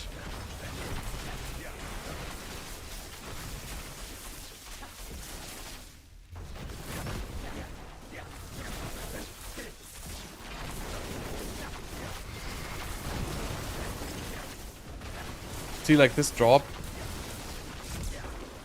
Oh no, they dropped it. I didn't notice it. Weird. Okay, there's a goblin. We got a Oh shit, I had the goblin and I had to take 100 out of one dungeon and I forgot what it was. So I have one inflated dungeon. I guess it's 100. It's not like that bad.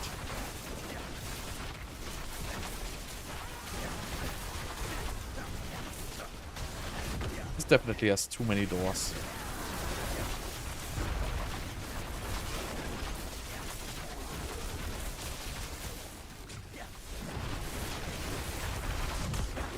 I mean, in the end, it only takes like 2 minutes, right? So it's not that bad, actually. But it's just not fun with doors. I feel like this didn't really give us a lot of Obducite here.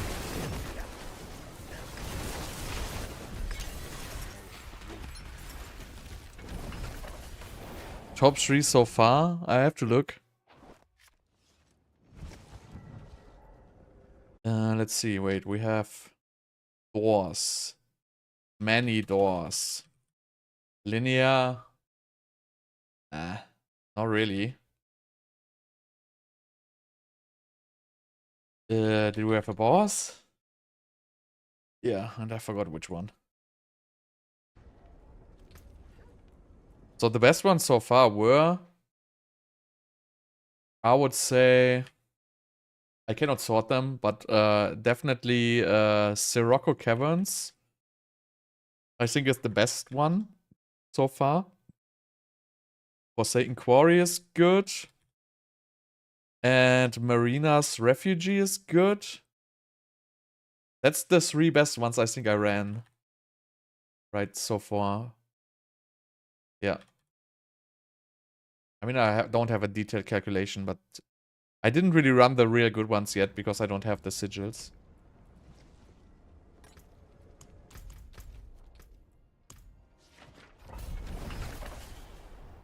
But they all seem to be like roughly at 1000 Obducite per 2 minutes, so 30k per hour.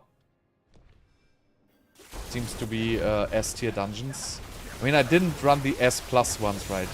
So Uldur's Cave is definitely more than 1000 per 2 minutes.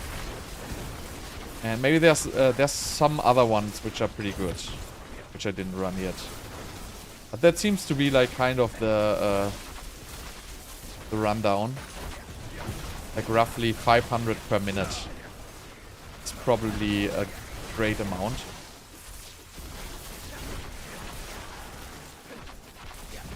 And it will be more in reality because I don't open chests and I don't kill goblins or butchers.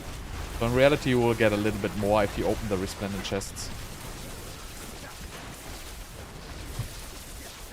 Come on, just pick it up.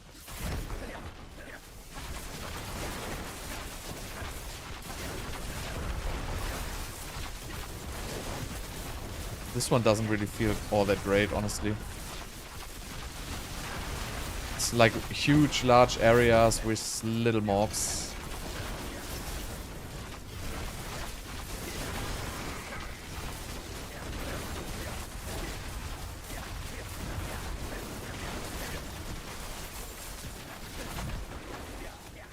Yeah, this is by absolutely not linear. You have no freaking clue where I have to go. Definitely shit tier.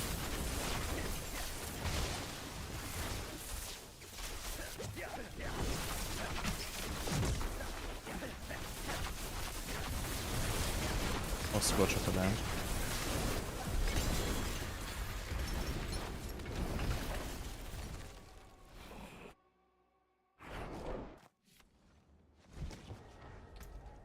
Even though it's fast, so it might not be that bad. I always say it's shit, but it might not be that shit. So we have Scourge of the Land. We have doors. What did we have? One pedestal for object 2. Object 1 was key. Key plus door. Where's key plus door? Key plus door.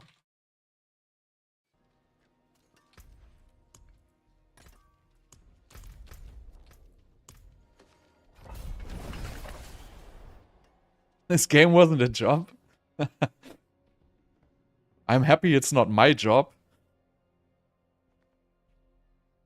I can tell you, I would be freaking depressed if it would be my job. Okay, I have a long loading screen here for whatever reason. I'm just gonna pause.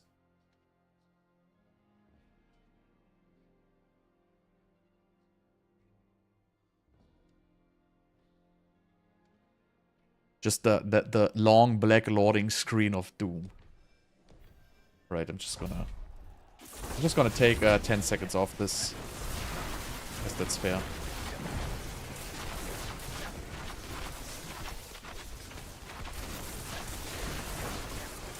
Also, if you have like a faster computer, like if you have, I don't know, a crazy like SSD rate or something like that, you might be like faster in the loading screens.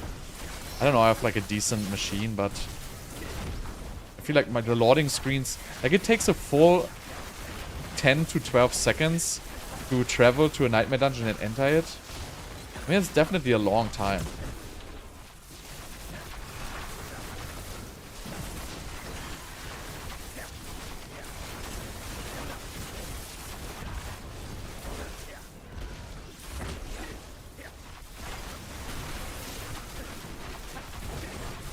Yeah, probably the server's generating the map or something like that during the loading screen. There's probably like some kind of batching.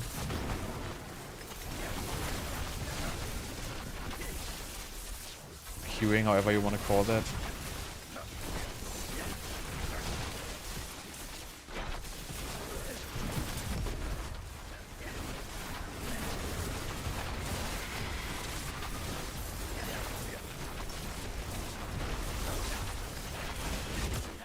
I mean, even though I don't like this dungeon, I think it's not that terrible. I probably think it's gonna be like in the 800 Obducite. For like, what is it? 2 minutes? I think it's not that bad, actually. But it automatically disqualifies for a good dungeon because it has doors. Nobody wants to open doors.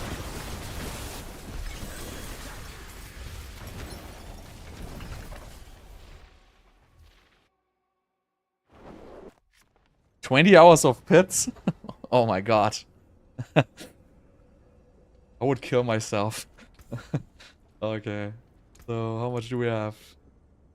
43. 53. Yeah, okay, this is horrible. So we have 643.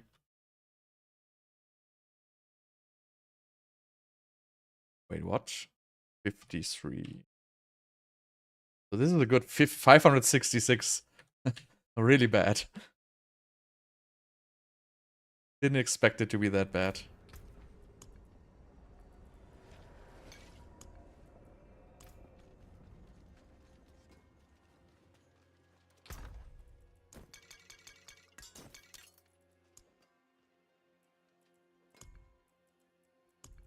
We have one of these. I like this. But I only have one.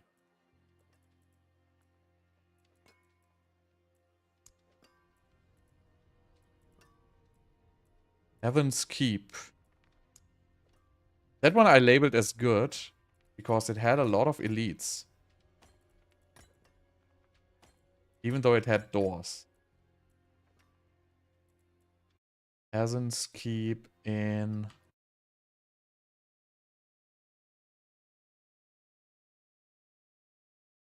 I think that one I had in my good list.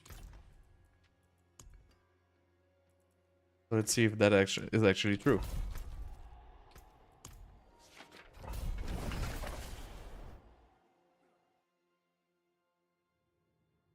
Yeah, 200 is not for teleport speed. You're like falling for the Mikuna build there. That's for slower teleport but higher push. So if you 200 is always going to be significantly slower.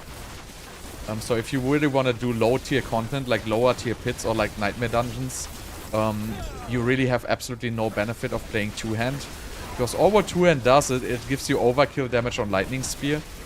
So it's just significantly worse for killing lots of mobs in a short time. It has more peak damage for higher tier mobs. But for Nightmare Dungeon, it's definitely significantly worse.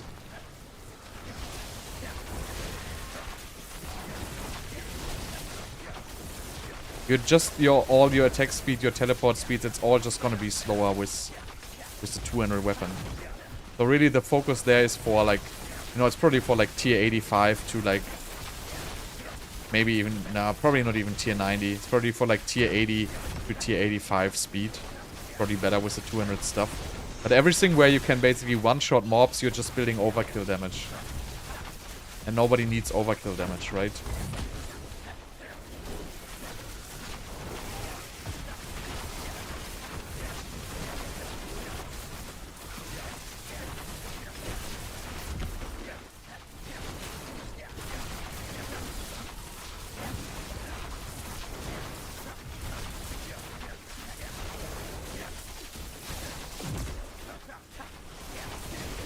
I have never liked these 200 stuff builds with the whole focus on Lightning Spear. Obviously they were stronger last season where, you know, you could get like unlimited Lightning Spears and Conjuration Mastery and stuff like that. But right now you don't really have an advantage.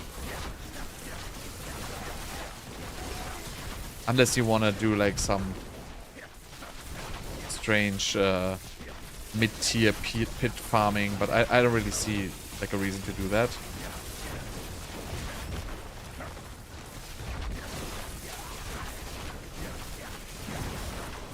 Okay, this is like much worse than I thought. Why did I have this as a good like dungeon? I feel like I gained no Obducite at all in this. Well, the weapon I recommend is always going to be Wand or Dagger. Unless you really know your breakpoints, but I guess in reality Wand or Dagger are just the best weapons.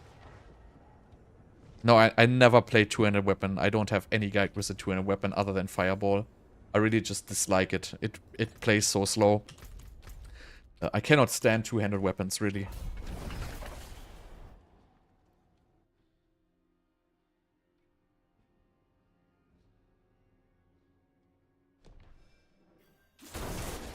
Not just cooldown on focus, you just have faster attack frames. You just have significantly faster attack frames with Wand and focus.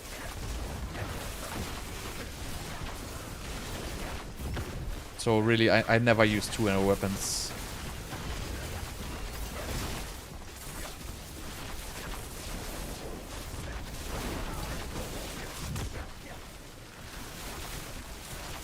I also hated it so much in the Fireball build, even though the Fireball build is very good.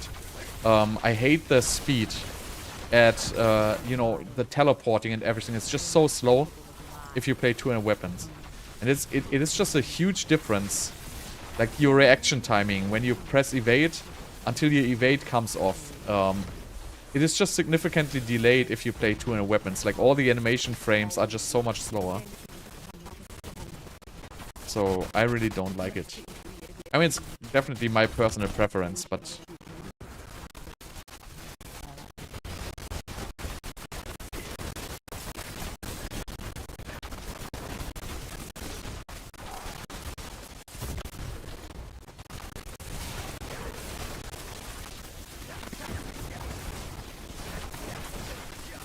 Also, like before, you used to play 200 weapon with Lightning Spear always because you could get like such a huge buff on the crit damage you can roll on it. Since right now Paragon is like basically your main source of crit damage anyway, it doesn't really matter so much that you gain like an extra 125% or so or 150% crit damage of out of your 200 weapon.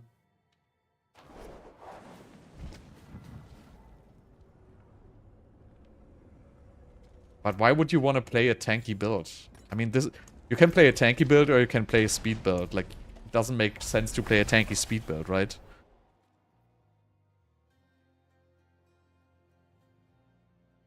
And I never have like any issues with survivability. Like, I feel like the need for survivability has been completely trivialized with the new Paragon boards and with Air of Perdition. So as soon as you have Air of Perdition, you basically have like so much survivability, it's like doesn't even matter. Add on Air of Perdition, Shroud of False Death. It just gives you like so much life and all stats. I mean, I think I haven't been dying in like the last week I have been playing this game. I mean, I think I died once in like pit 102 pushing with like Fireball because I was just, you know, I don't know, like in a random poison explosion or something like that. But I feel like survivability is really not an issue anymore. Maybe if you play hardcore, you want to have more, but I don't really see a reason to play like Doombringers.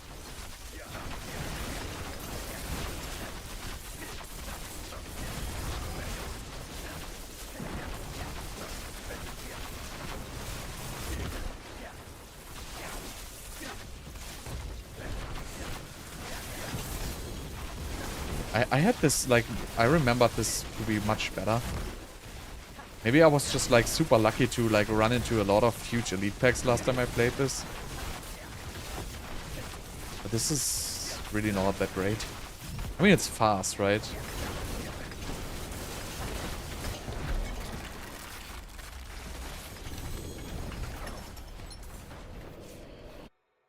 Well, that's always... With this build, you just can't open doors.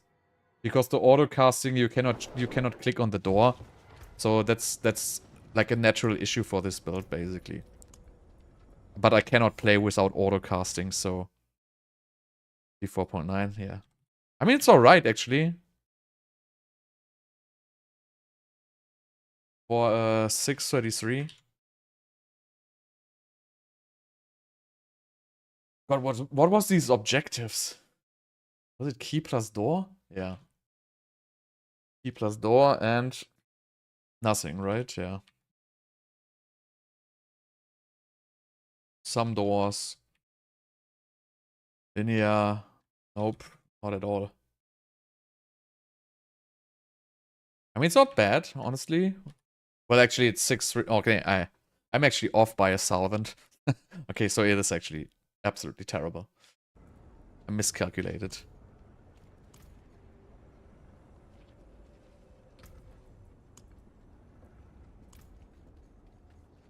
Alright, what else do we have?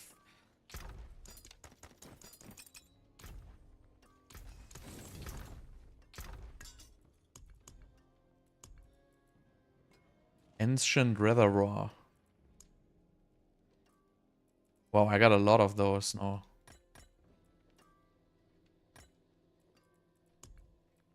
Yeah.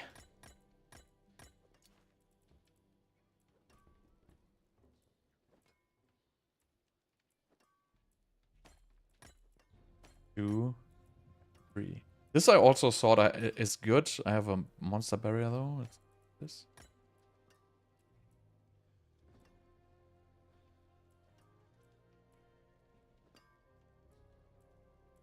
Right.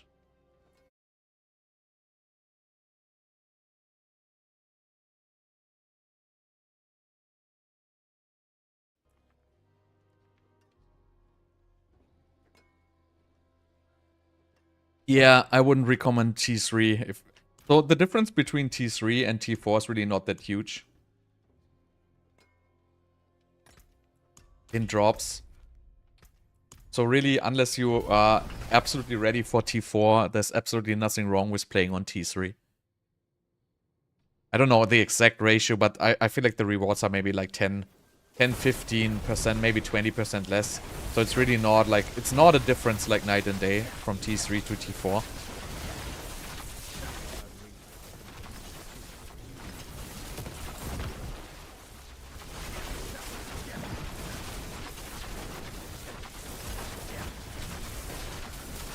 This looks good actually.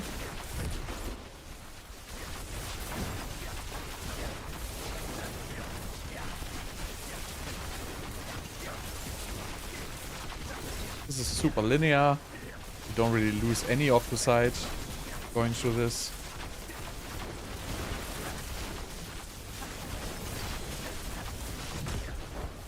No annoying objective.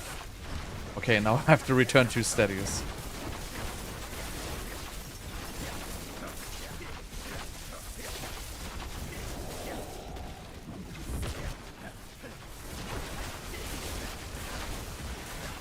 But this is already...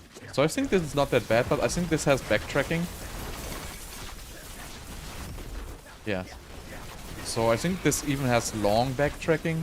I think this is a roundabout now. So I can just run and pick up the objective and then go back.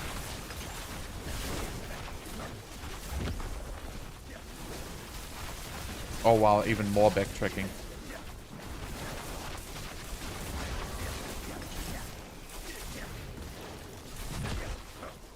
So this has a good amount of backtracking actually. I mean, it's not that bad, but it's still pretty annoying. And it's also over now, right? I think there's directly the boss.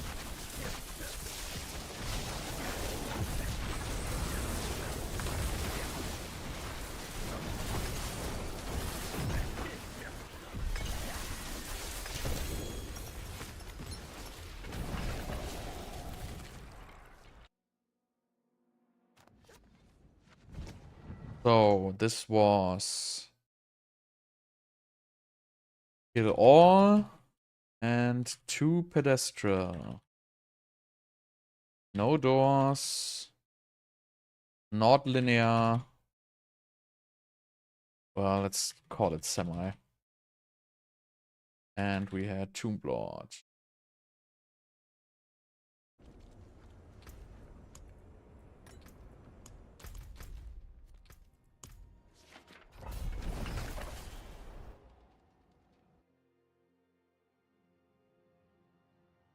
So, I don't know how many dungeons there are. Does anybody know how many Nightmare dungeons there are? I mean, in the rotation. I wonder how many days I need to finish this.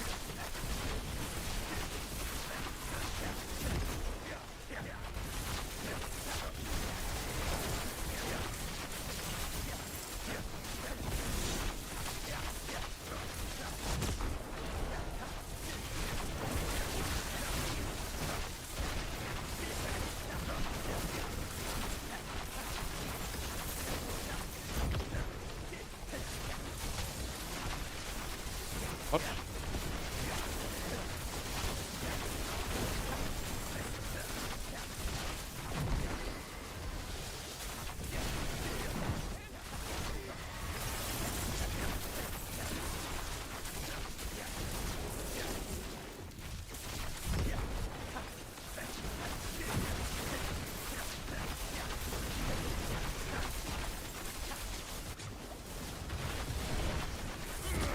Well, this time I go the other way. Might be better.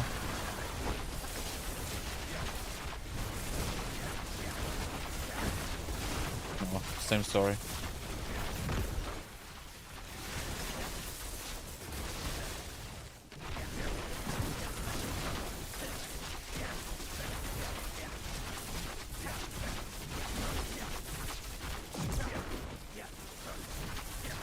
This is gonna be very, very little Obducite. Probably like 500.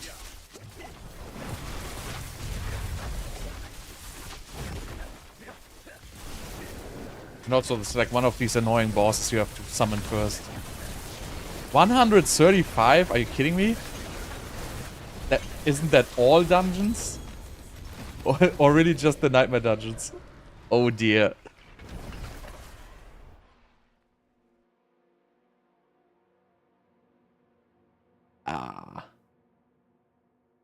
That hurts. That really hurts.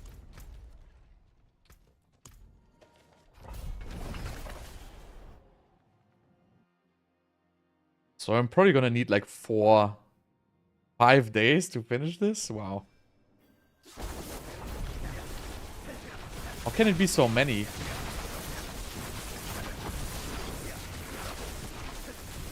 They must have spent like so many resources into these stupid nightmare dungeons. Oh god, I really want to kill these. Sometimes it's bugged and they don't port.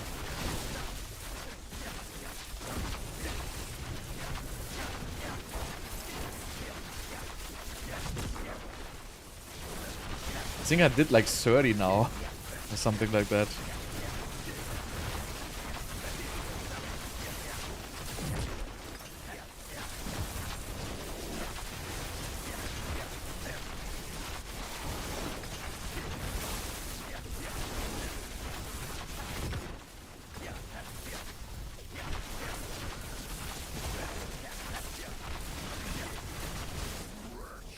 Okay, so this is bad. I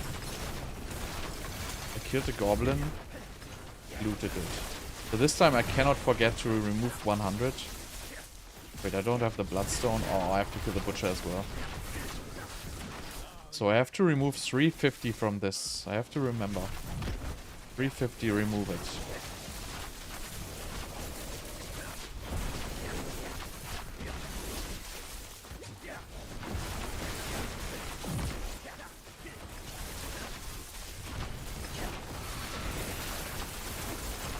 Unfortunately, I cannot remove 350 because my values are rounded.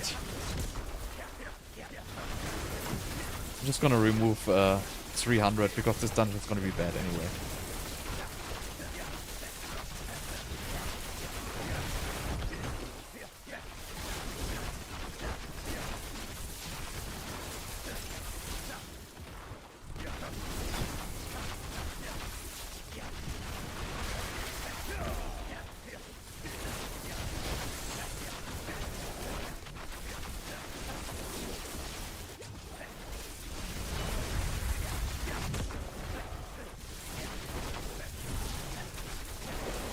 Oh, come on. Clicking the ball. Oh, this is so horrible. Like, what's the reason for it?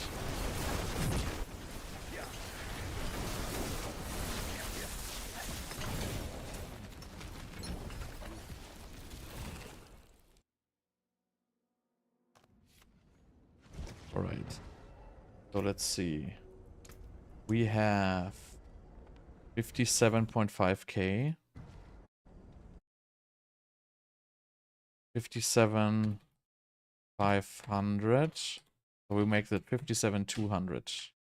Oh, it's not that bad even. I mean, I have an extra from the butcher, but you know, time is horrible.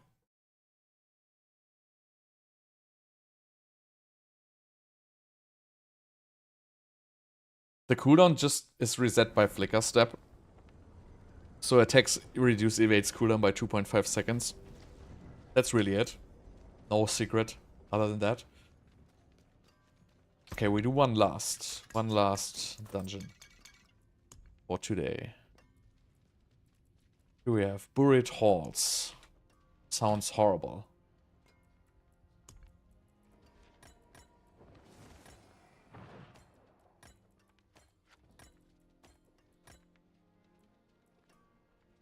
Buried halls in dry steppes.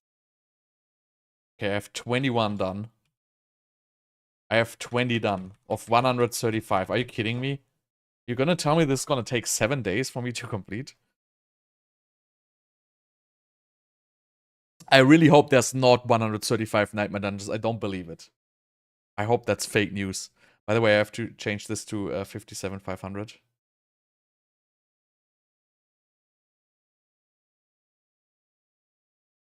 Important stat? I don't know. What do you mean by stat?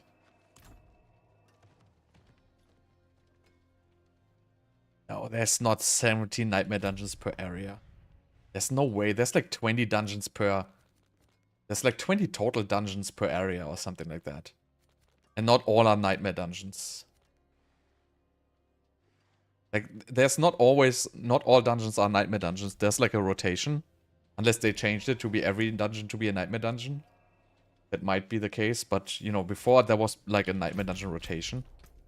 I feel like there's as well, because I'm kind of missing dungeons, which we had before.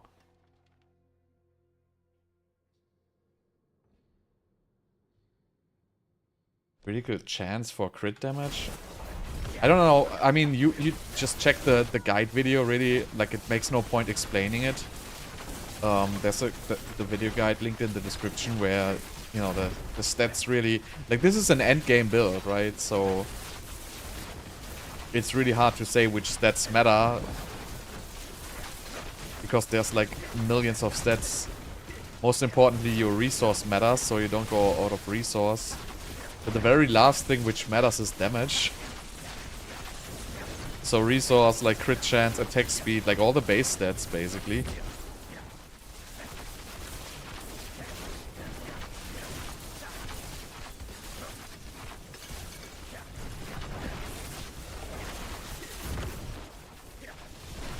Oh, 5 prisoners?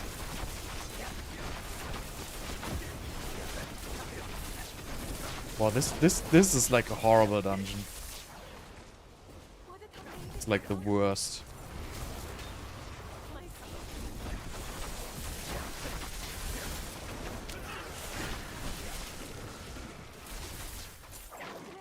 Like, so hard to even click these prisoners.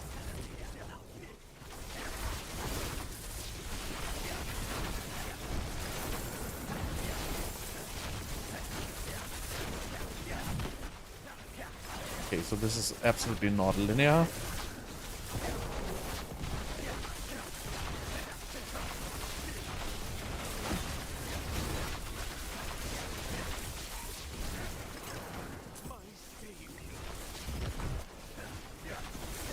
Is this at least the boss instantly?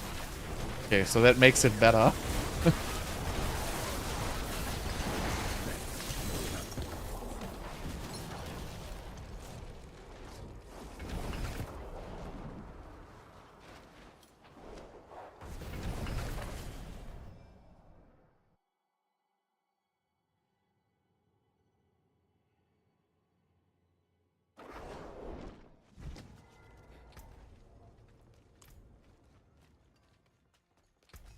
Use it well. Battery's good. Shame that. Hello? Battery's not a bad tool, that. I'll keep my forge hot. Return soon.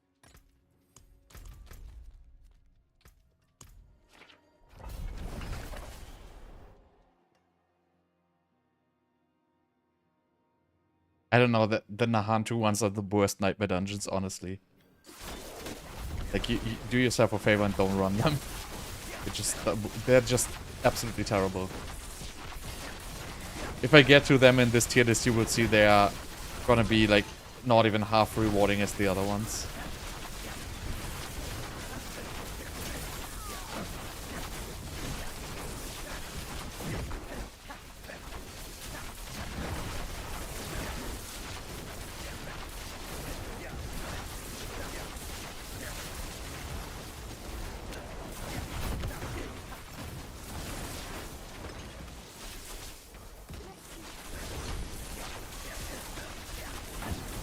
Also, like, you can craft so many sigils, so it's not really random, right?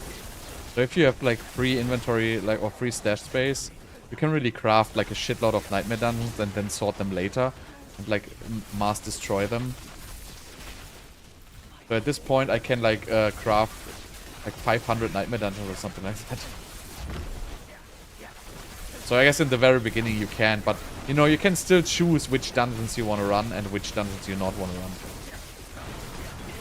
You might not be able to just run S tier only.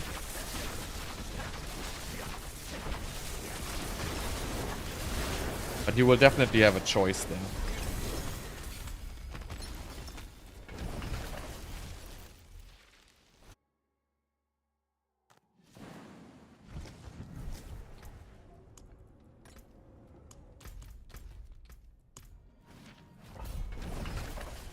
I don't think it's going to be 135.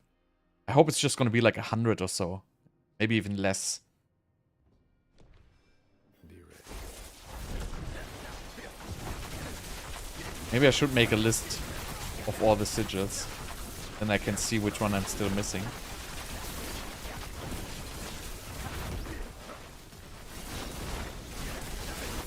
I really don't hope it's gonna be 135.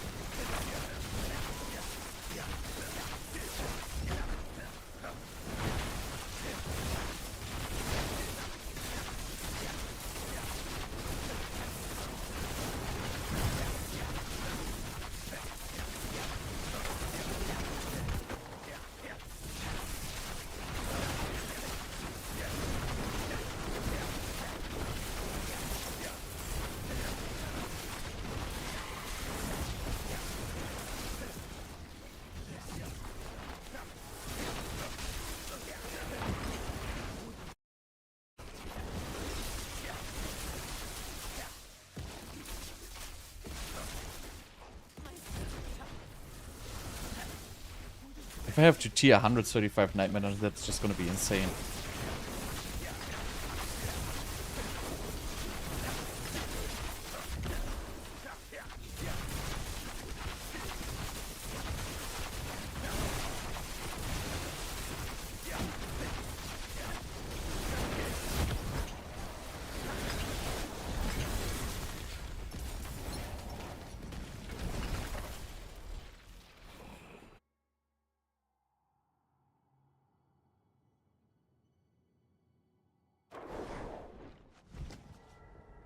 Alright.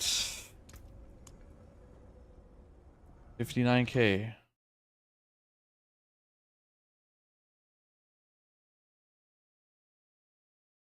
Actually not that horrible.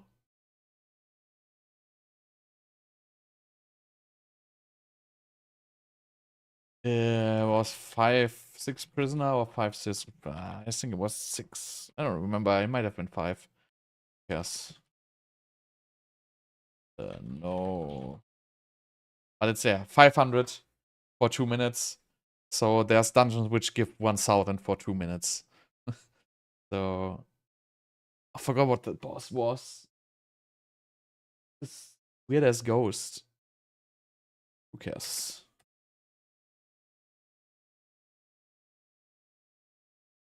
What was that called? Resurrected Malice or something like that?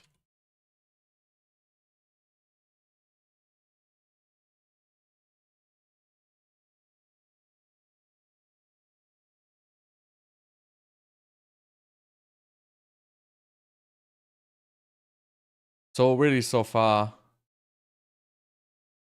there is really like a huge variant, right? There's like really a bottom end here. You can clearly see like lots of dungeons are in like the 2-minute range in the southern Obducite. Lots of dungeons are in like the 3-minute range in southern Obducite. And lots are in like the lower ranges, like 600s. So definitely worth tiering these. So if you know which ones to run, you're just gonna make significantly more Obducite. That's for sure. But yeah, this will take a little while. This will take a few more sessions.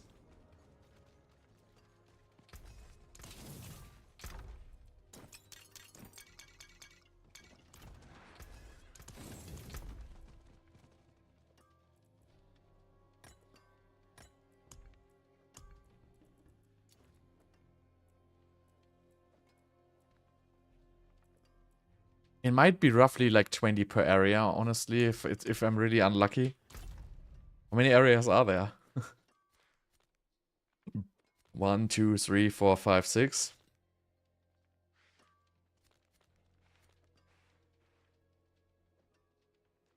There's no way it's gonna be 20 Nightmare Dungeons. Then every dungeon would have to be a Nightmare Dungeon.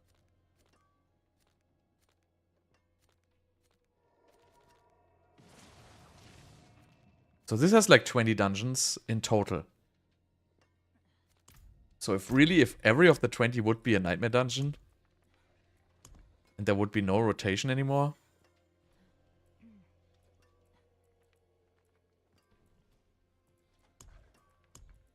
I mean, might be.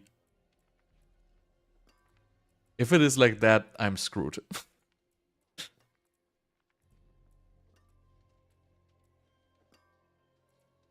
Can you see that somewhere? Like at the...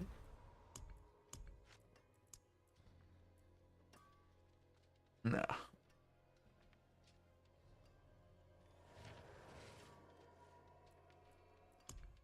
No chance to see it.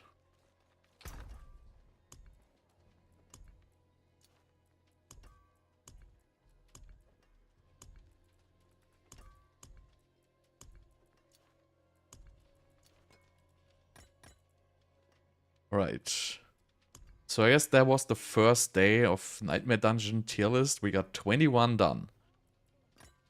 I mean, 21 is not so bad, right? You only gotta do like 100 more.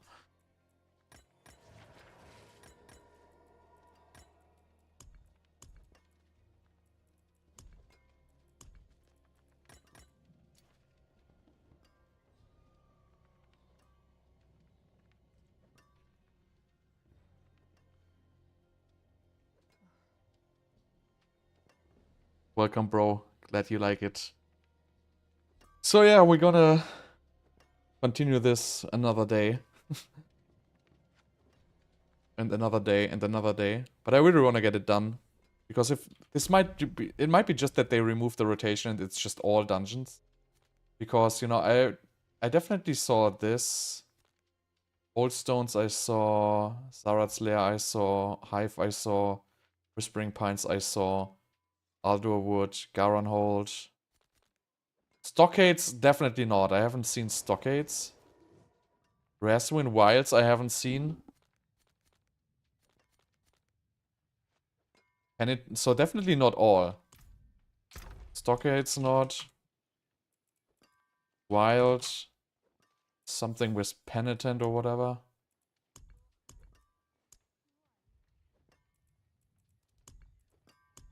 So definitely not all dungeons are Nightmare Dungeons. Right, so... These three are not Nightmare Dungeons. Vault of the Forsaken, I didn't think I saw.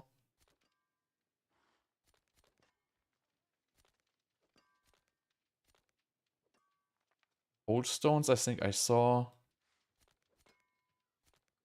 Demon's Wake, I didn't see them. So it's there's definitely not all. Broken Bulwark, probably also not. No. So definitely there is a rotation. So not all the dungeons are Nightmare Dungeons. So I assume it's got to be hopefully like 15 per area or something like that. 10 to 15 per area. So definitely not all dungeons are Nightmare Dungeons. Commodore Temple, I didn't think I see. So yeah. It's definitely not that bad. I would assume it's like 10 per area-ish. Maybe 10 to 15. I think Grinning Labyrinth I haven't seen this season. So there's definitely gonna be like the Guran Canals, Guran Slums I haven't seen.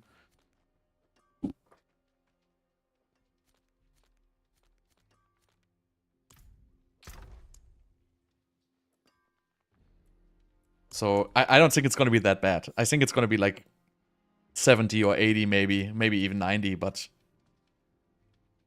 I think it's gonna be less. It's probably just gonna be like 60, 70. But we will see when we're done. It's gonna be done when it's done.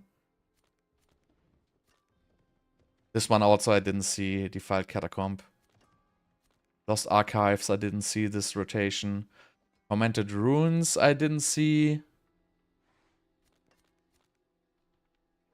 I think I didn't see Bastion of Face. Like I didn't see like a lot of these I didn't see. Morgan's Works I also didn't see.